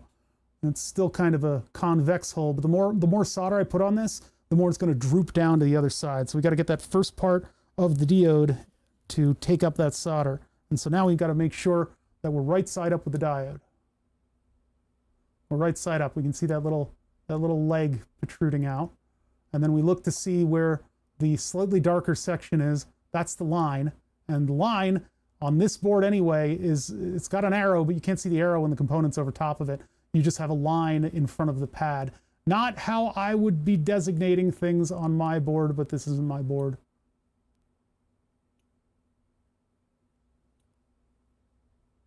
You know, the people that make and use these synthesizers, they've all got some kind of lore behind them, and they're all kind of crazy people.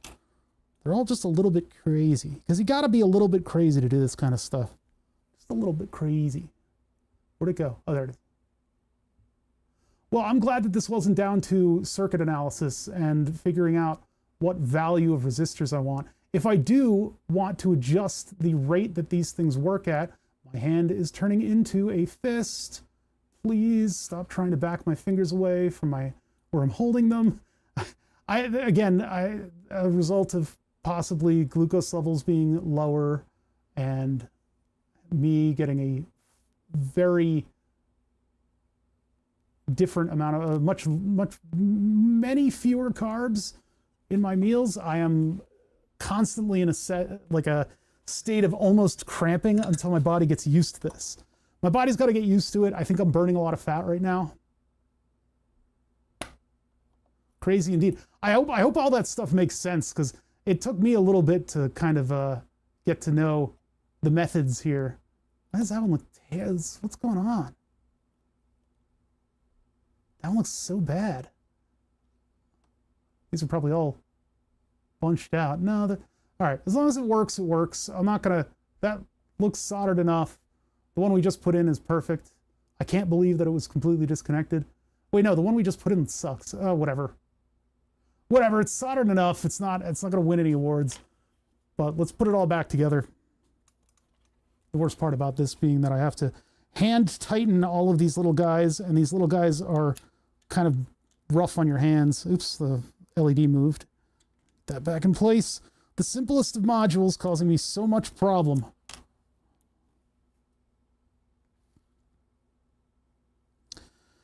I don't know, maybe at some point I should try to come up with my own analog design, but those solutions in there are just, I would never in a million years think about that. No, the big thing that I'm working on is my module testing module, which is going to have a lot of self-checking functions in it. I'm going to use voltage sources, moderately accurate voltage sources, and then I'll be able to calibrate the input voltage. And then I got to find somebody else's code in order to run like an FFT. So I can do frequency analysis, and then I'll have an engine for tuning this stuff very precisely. If I were going into a career of this, if I were going to be like the next Mutable Instruments, maybe I'd spend more time on that, but these are side projects, so tough stuff. And then as one of the fundamental building blocks of synthesizers required me to go all the way back down to analog analysis and learn exactly how charging capacitors and different modes can be realized without using anything more than a transistor. If it makes you feel better, I designed an ADSR from scratch, and it was a pain. It does sound like a pain, although understanding the analog circuit better gives me a better idea of how to deal with everything. Because again, I'm coming from a world of like microcontrollers and Arduino powered stuff and things that interact on kind of a higher level. And then I learned a ton of op-amp circuits, and most of that was thanks to Mutable Instruments. Building up the Mutables modules and having all of that information, because Emily Gillette of Mutable Instruments, she decided to get out of the synthesizer game. Just got way too frustrated with everybody. Actually, that's putting words in her mouth. I don't know why she got out of the game. I don't know that part of the lore. But all these people have lore, and they're all like glowing brain geniuses. So they decided, I'm done with this. Here's all of the information that I have. and it was schematics, it was code, everything you need in order to build them, open sourced all of it. So now, instead of spending hundreds of dollars to buy a mutable instruments module that's no longer produced and is only appreciating in value, I can make one from scratch. So that's what I did, and I learned a lot about op amps. But now I'm all the way down below op amps. So I've dropped down a level, and we're in the world of transistors and voltage levels, which is crazy. I mean, op amps are still, they're still gain engines, so you're still dealing with voltage levels, but still, it's like making a comparator using a voltage divider and a resist, and using a voltage divider into a voltage divider into the control pin of the transistor, comparing it to the source pin of the transistor. Never in a million years. Never in a million years. If I hold a gun to my head, I would never even get close to coming up with that. I'm analog only. Programming scares me. Interesting. I would like to build the logic gate drum machine at some point. I bought a bunch of 7400 series a couple of years ago because I got rid of my whole collection of them. I was like, why don't I have 7400 series stuff? And I remember like 20 years ago, I went through all my stuff and I threw out all the 7400 logic things. That was a sin. 7400 series logic, it's the 1970s. Everybody's having a great time. Ideas are flowing. People are creating all kinds of really cool electronics. Speak and Spell is about to exist soon, I guess. I don't know. And you need something that does something when another button is pressed. You put a logic gate in there. It's 5 volts, TTL logic. Play with logic gates, do all kinds of stuff with them. You make stable oscillators, all kinds of crazy things. And then, yeah, you need to make something that is as complicated as a drum machine. Somebody came up with a way to do that using only logic gates. So there's no programs involved, but it does stuff that's that complicated. And I really want to build that because I think that would be really fun. If I keep everything analog and have like the no microcontroller section of my synthesizer, I don't know enough about this stuff yet to get there though. But okay, we've been working on a very basic synthesizer. This thing, I forgot to plug it in. I didn't plug it in. It doesn't have power. It doesn't have power. Oh, it doesn't have power. Wait, did I? No, I didn't plug it in. Where's the cable for it? Oh, it's here. It's just stuck. This is probably where my friends blow up their synthesizers because they routinely come in here and they say, I don't know what happened. It was just plugged in wrong. And I'm guessing this is how it happens. They end up putting their stuff in and then they have to reach behind. Ah! Oh, my hand hates this. Okay, hold on. I gotta stand up to do this. My diabetic cramping body does not enjoy this sort of, oh. The BMC-15 is supposed to be a horizontal circuit board, and so it doesn't have much depth to it, but it was also way too wide for my purposes. This is already pretty wide as a mixing voltage-controlled amplifier. So I went into Fusion 360, and I twisted it, the circuit board, and then I made mounts for that. And so there's this huge circuit board that sits in that spot. It's really awesome and clever and super cool, and I'm a genius, but it makes it so that I can't reach behind this thing. I'm actually going to get rid of this distributor. This one's going to go in the other box. I have 2 of these boxes made by Julian and Dave, who are my synthesizer buddies. They aren't synthesizers. They're human beings who are my friends. Okay, so feeling for the gap. There's the gap for the pin. And now feeling on the gap of this thing. Oh, I should turn this off. Hold on.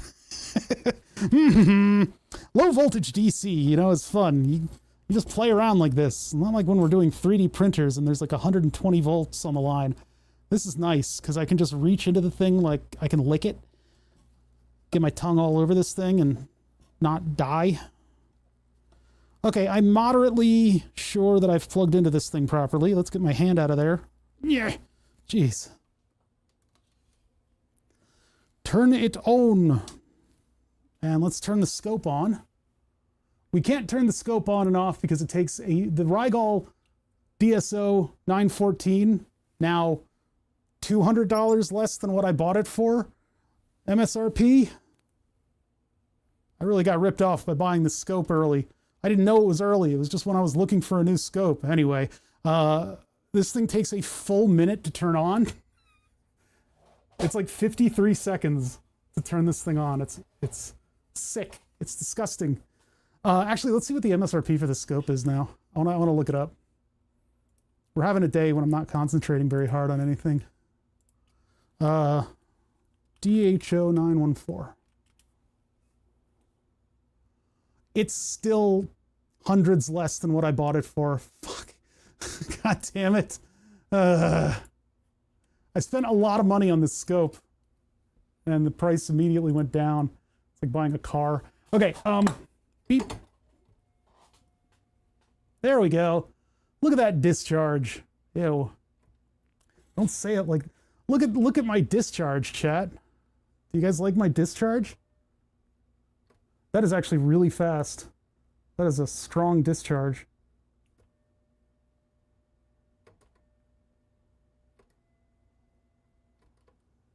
Disgusting. Why is the streamer talking about discharging so much? It's weird. Release. So Shorts, did you see any of that explanation? Because I find it completely fascinating and I don't know, maybe it's over your head. It's over a lot of people's heads and I tried to make it relatively simple, but this thing does not control its functions by switching things on and off. Instead, it biases two diodes facing one another in order to keep current from flowing out of a different part of the circuit, which I find incredibly clever, and I've never thought of that before, but it totally works. You basically flood the zone, and then the diode isn't able to allow electrons across because it's already juiced up on the other side. Really cool way to do that. So when this turns off, and then none of these are flowing, oops, what'll basically happen is the capacitor discharges through this part of the circuit to ground. And that's how you control the decay, the attack, and the release. And then sustain is just a comparator between a voltage level here and a voltage level, I guess, here. And when that transistor conducts, it will get rid of, why is that one line not disappearing? Paint is all kinds of discombobulated right now. Anyway, in the end, my problem was this resistor right here. Where's my circling tool? This resistor right here, I lowered the value and that gave us 0. So now, when I play a note, and we'll go down an octave just to make it less obnoxious.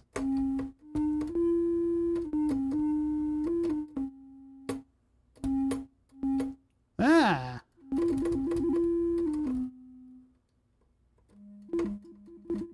Now I kind of want to, made the light turn on. I get the idea. It's a cool thing I've never heard of before. So now we get pleasant, dulcet tones out of our synthesizer. Although really, let me get more attack on that. Of course, I being traumatized by having musician friends who do this kind of stuff, and they will routinely play the same sequence over and over again, and that really gets on my nerves. So I don't know where I was going with that. Oh, and one of the things is I am plugged into, my trigger signal is plugged in so that to the velocity of the key. So if I hit it soft, it doesn't do anything. I have to hit it with a certain velocity for it to actually play anything. I don't think it affects, I might have this done wrong. Hold on, I'm gonna reverse these two. I can have the velocity inform how hard the gate. Okay, so this is, yeah. No matter what velocity I hit this at, it'll always trigger. Oh no, never mind. But when I do it the other way around, presumably, this will then trigger. Yeah, it'll trigger depending on, well, there isn't actually much of a threshold here.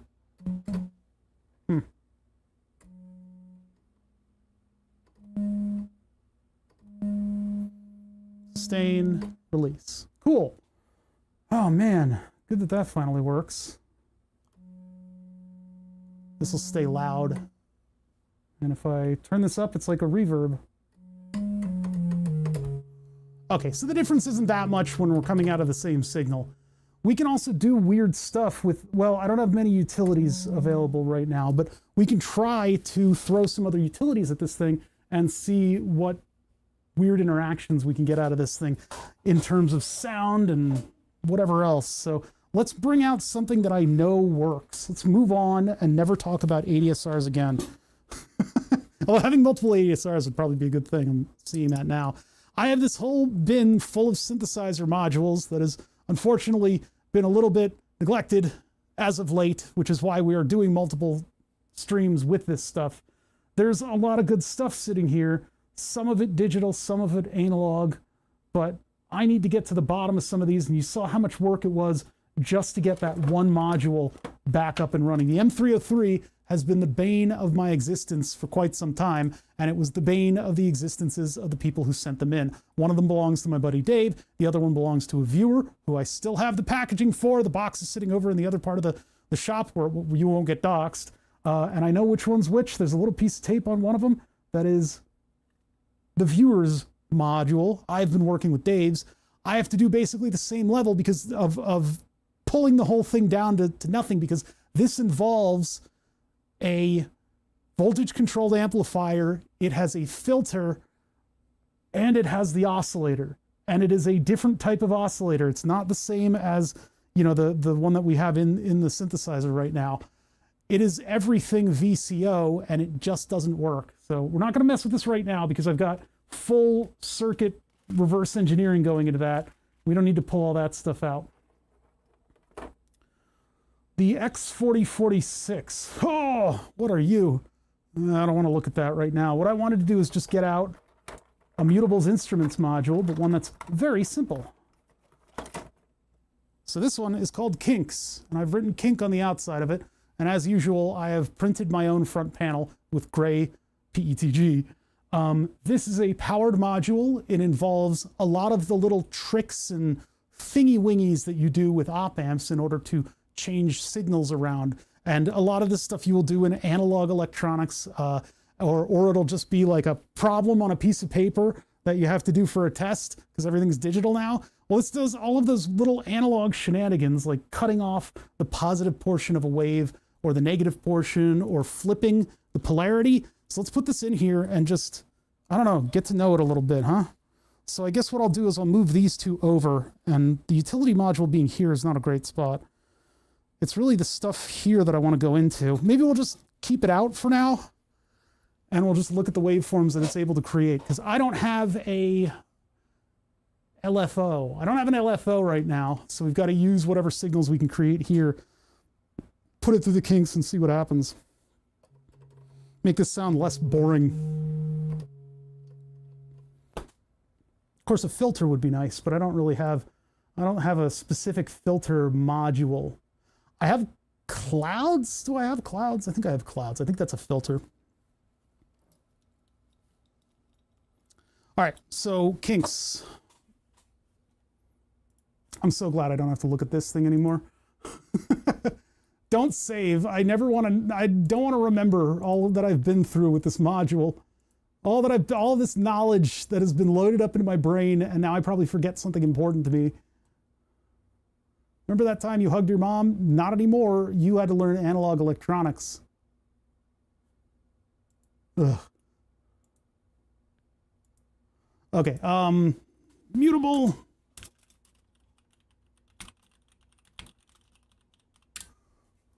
Mutable Instruments Kinks.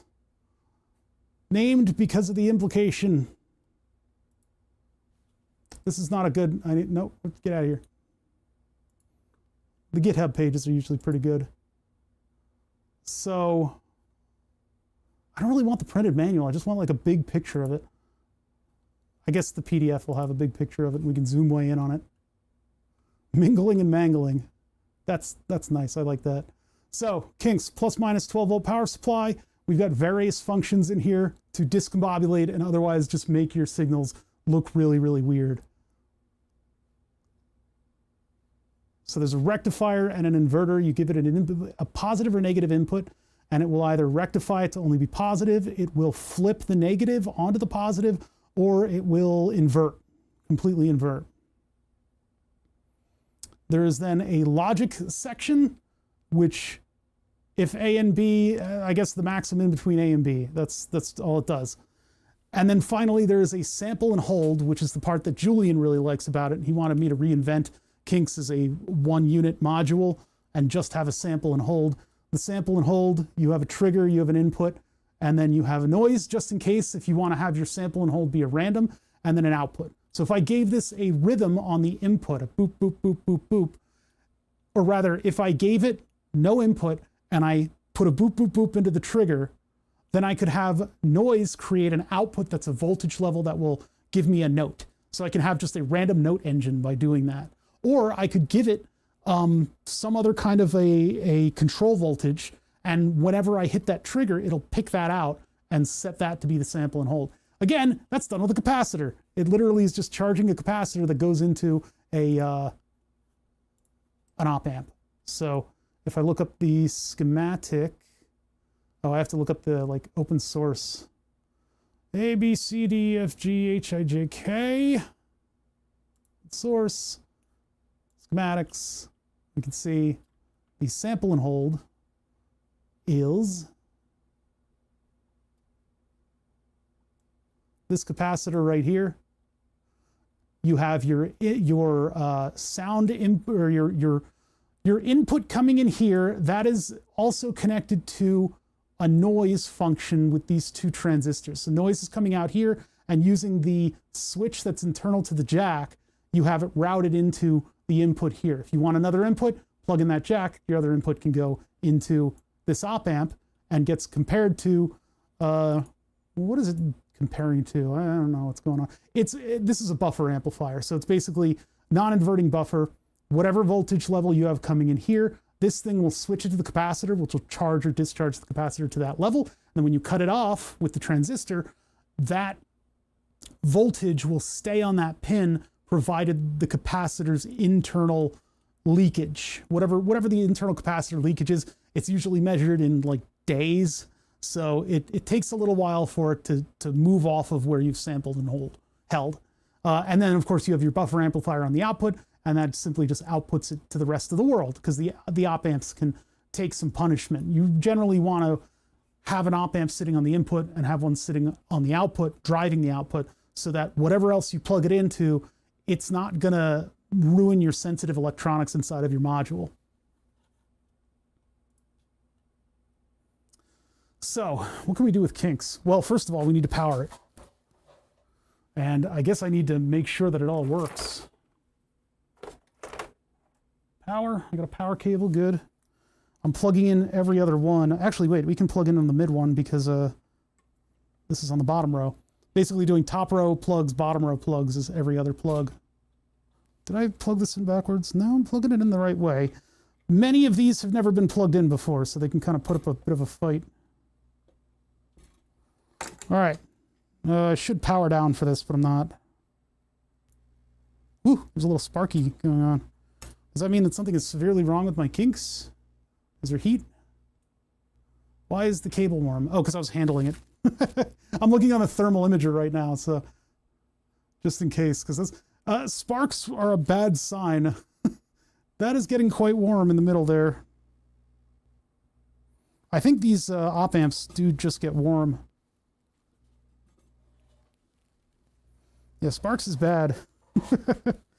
All right, so what can we get kinky about? Well, I guess what I can do is plug into the output of one of these things and just see that it works. Just get some confirmation that this thing actually functions on the oscope, which is something that would be accomplished if I had, oh, here it is, scope output. So if we put a signal, let's just take like the ADSR and just see what it produces. Oh, we have to turn that off too. There you go.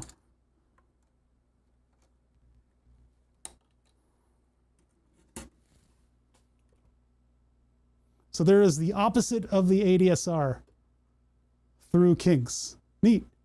That, I don't think that'll do anything to the waveform. Let's see, this one should be only the positive part of the ADSR, which means it's just the same thing all over again. And then this one is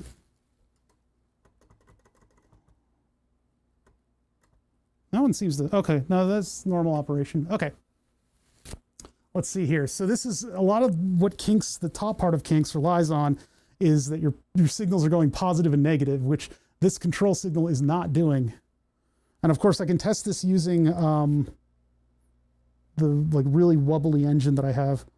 That'd be another module to plug in though. All right, so the top part of this thing works. I don't know what we would do with that. Because like I've only got the stuff coming out of here, which I guess we could make some opposite ways, but that wouldn't really do anything. Yeah. So the next part is the, what is this one?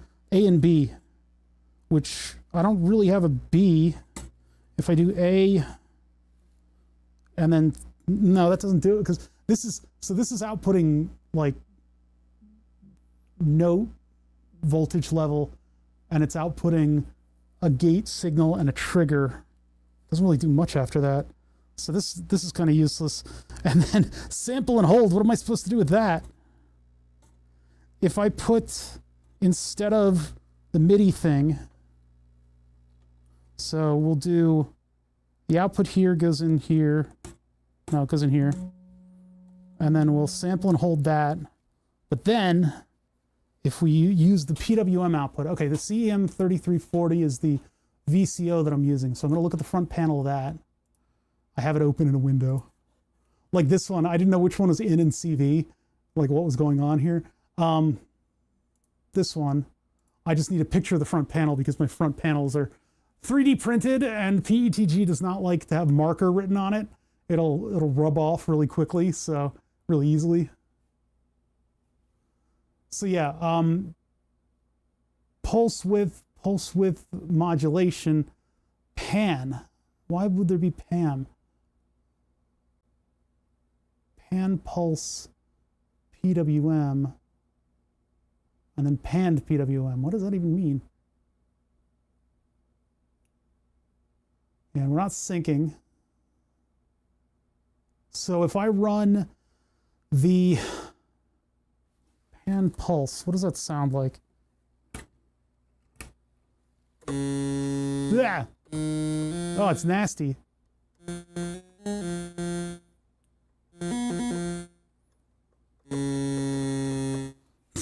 Sounds terrible. And then I run, what am I running? Not sample and hold. Well, I could trigger a sample and hold. So I can take the, I think CV/gate. No, it's the mod would be that one. Well, let's take that and let's put that into the trigger. And then let's take the output of that trigger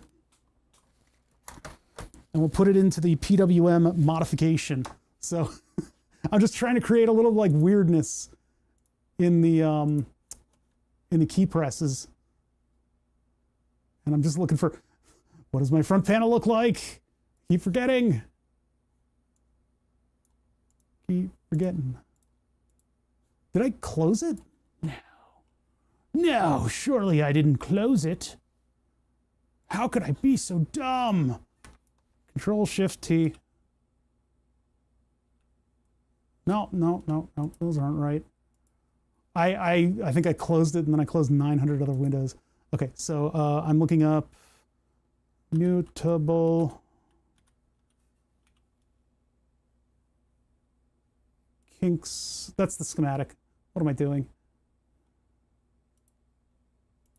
I just want a picture of the front panel, so I know what input is what. This is like the smallest image ever.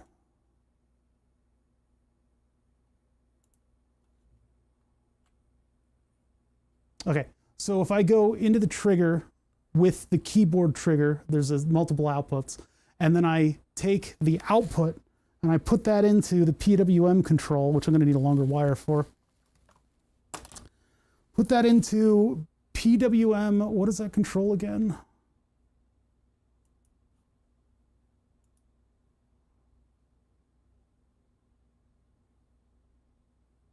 would PWM pan pulse or pan PWM? What the? I think I need to read up on what this thing does. Let's put that into the PWM over here.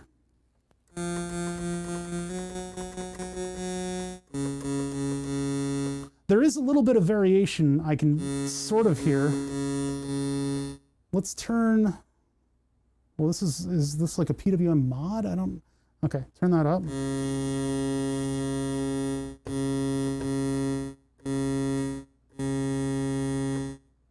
Not really sure about that.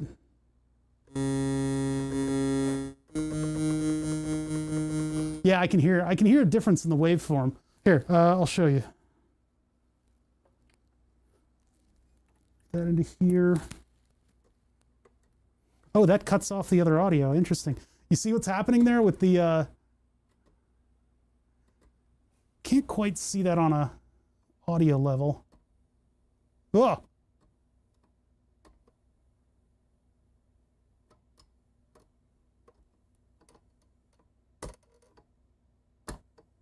So you can see there's a little bit of variance in what specific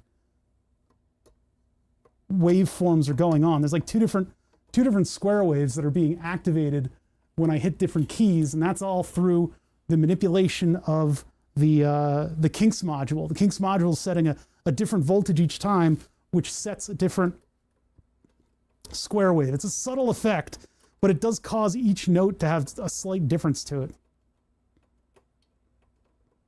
That looks cool, but anyway, it looks cool, and that's all that matters, right? Unfortunately, that's not a multiple output kind of thing. Can I do this?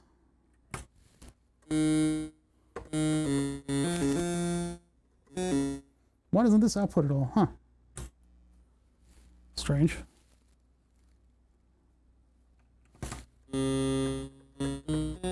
See, that's without an envelope on it. It's just when I plug into here, it cuts everybody else off.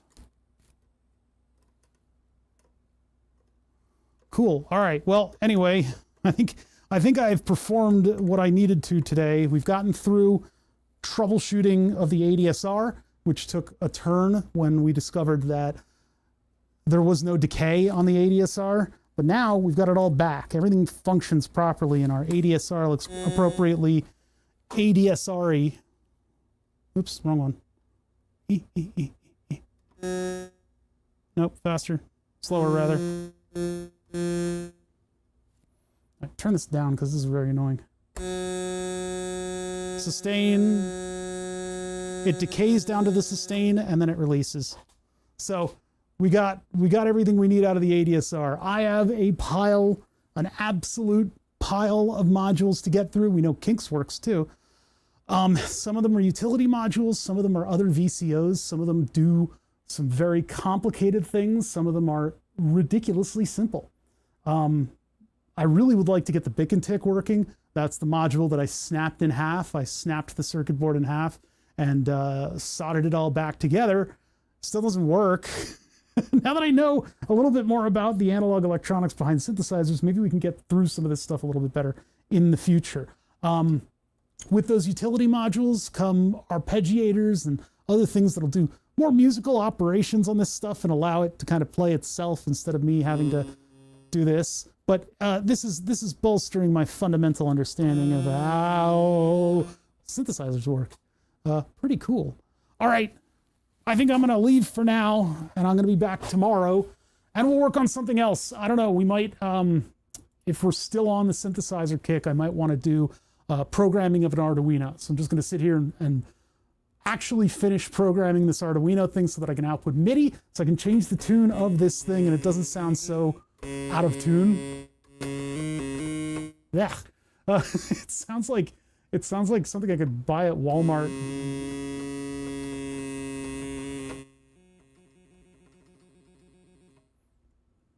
Yeah. Okay. Anybody else around right now? I know it's like kind of an early time for me to end, but if I don't have anything to do, I'm not gonna like string you guys along. doing like an end bit or something like that. That's not me. I don't do that. Usual suspects, all the big streamers are there. I need to expand this so I can see who's doing what. Ghost Freak is on. Sean, Bike Man. Dying Light, Dying Light. Shadows of something or other. Weird. Okay, well, it's a quiet day apparently on Twitch. I don't know why. I guess I'm just going to leave you guys. Here's the end card. This has my limited social media is just Discord, if we're even going to be allowed to use that in the near future. Join the Discord, please. I'm dealing with some heady Raspberry Pi stuff, and I could desperately use some expertise in the chat when it comes time to actually do those projects. I'm not working on those as fervently in the background as I should be, but getting OpenGL running on a Raspberry Pi 5, not unheard of. Doing it headless is a little weirder. And then we've got to kind of plug in the disparaging elements of the visualization that I want to run. I think we can do it. I think it might not be that complicated the more I break down the problem. So one of these days we'll get to that. We'll get to burn the subs. That is burn the subs, but I mean, it's a different facet of it. Yeah, we're just going to keep plugging away at this stuff. Thank you for joining me. I really appreciate you guys being here. I will be back tomorrow. See you then.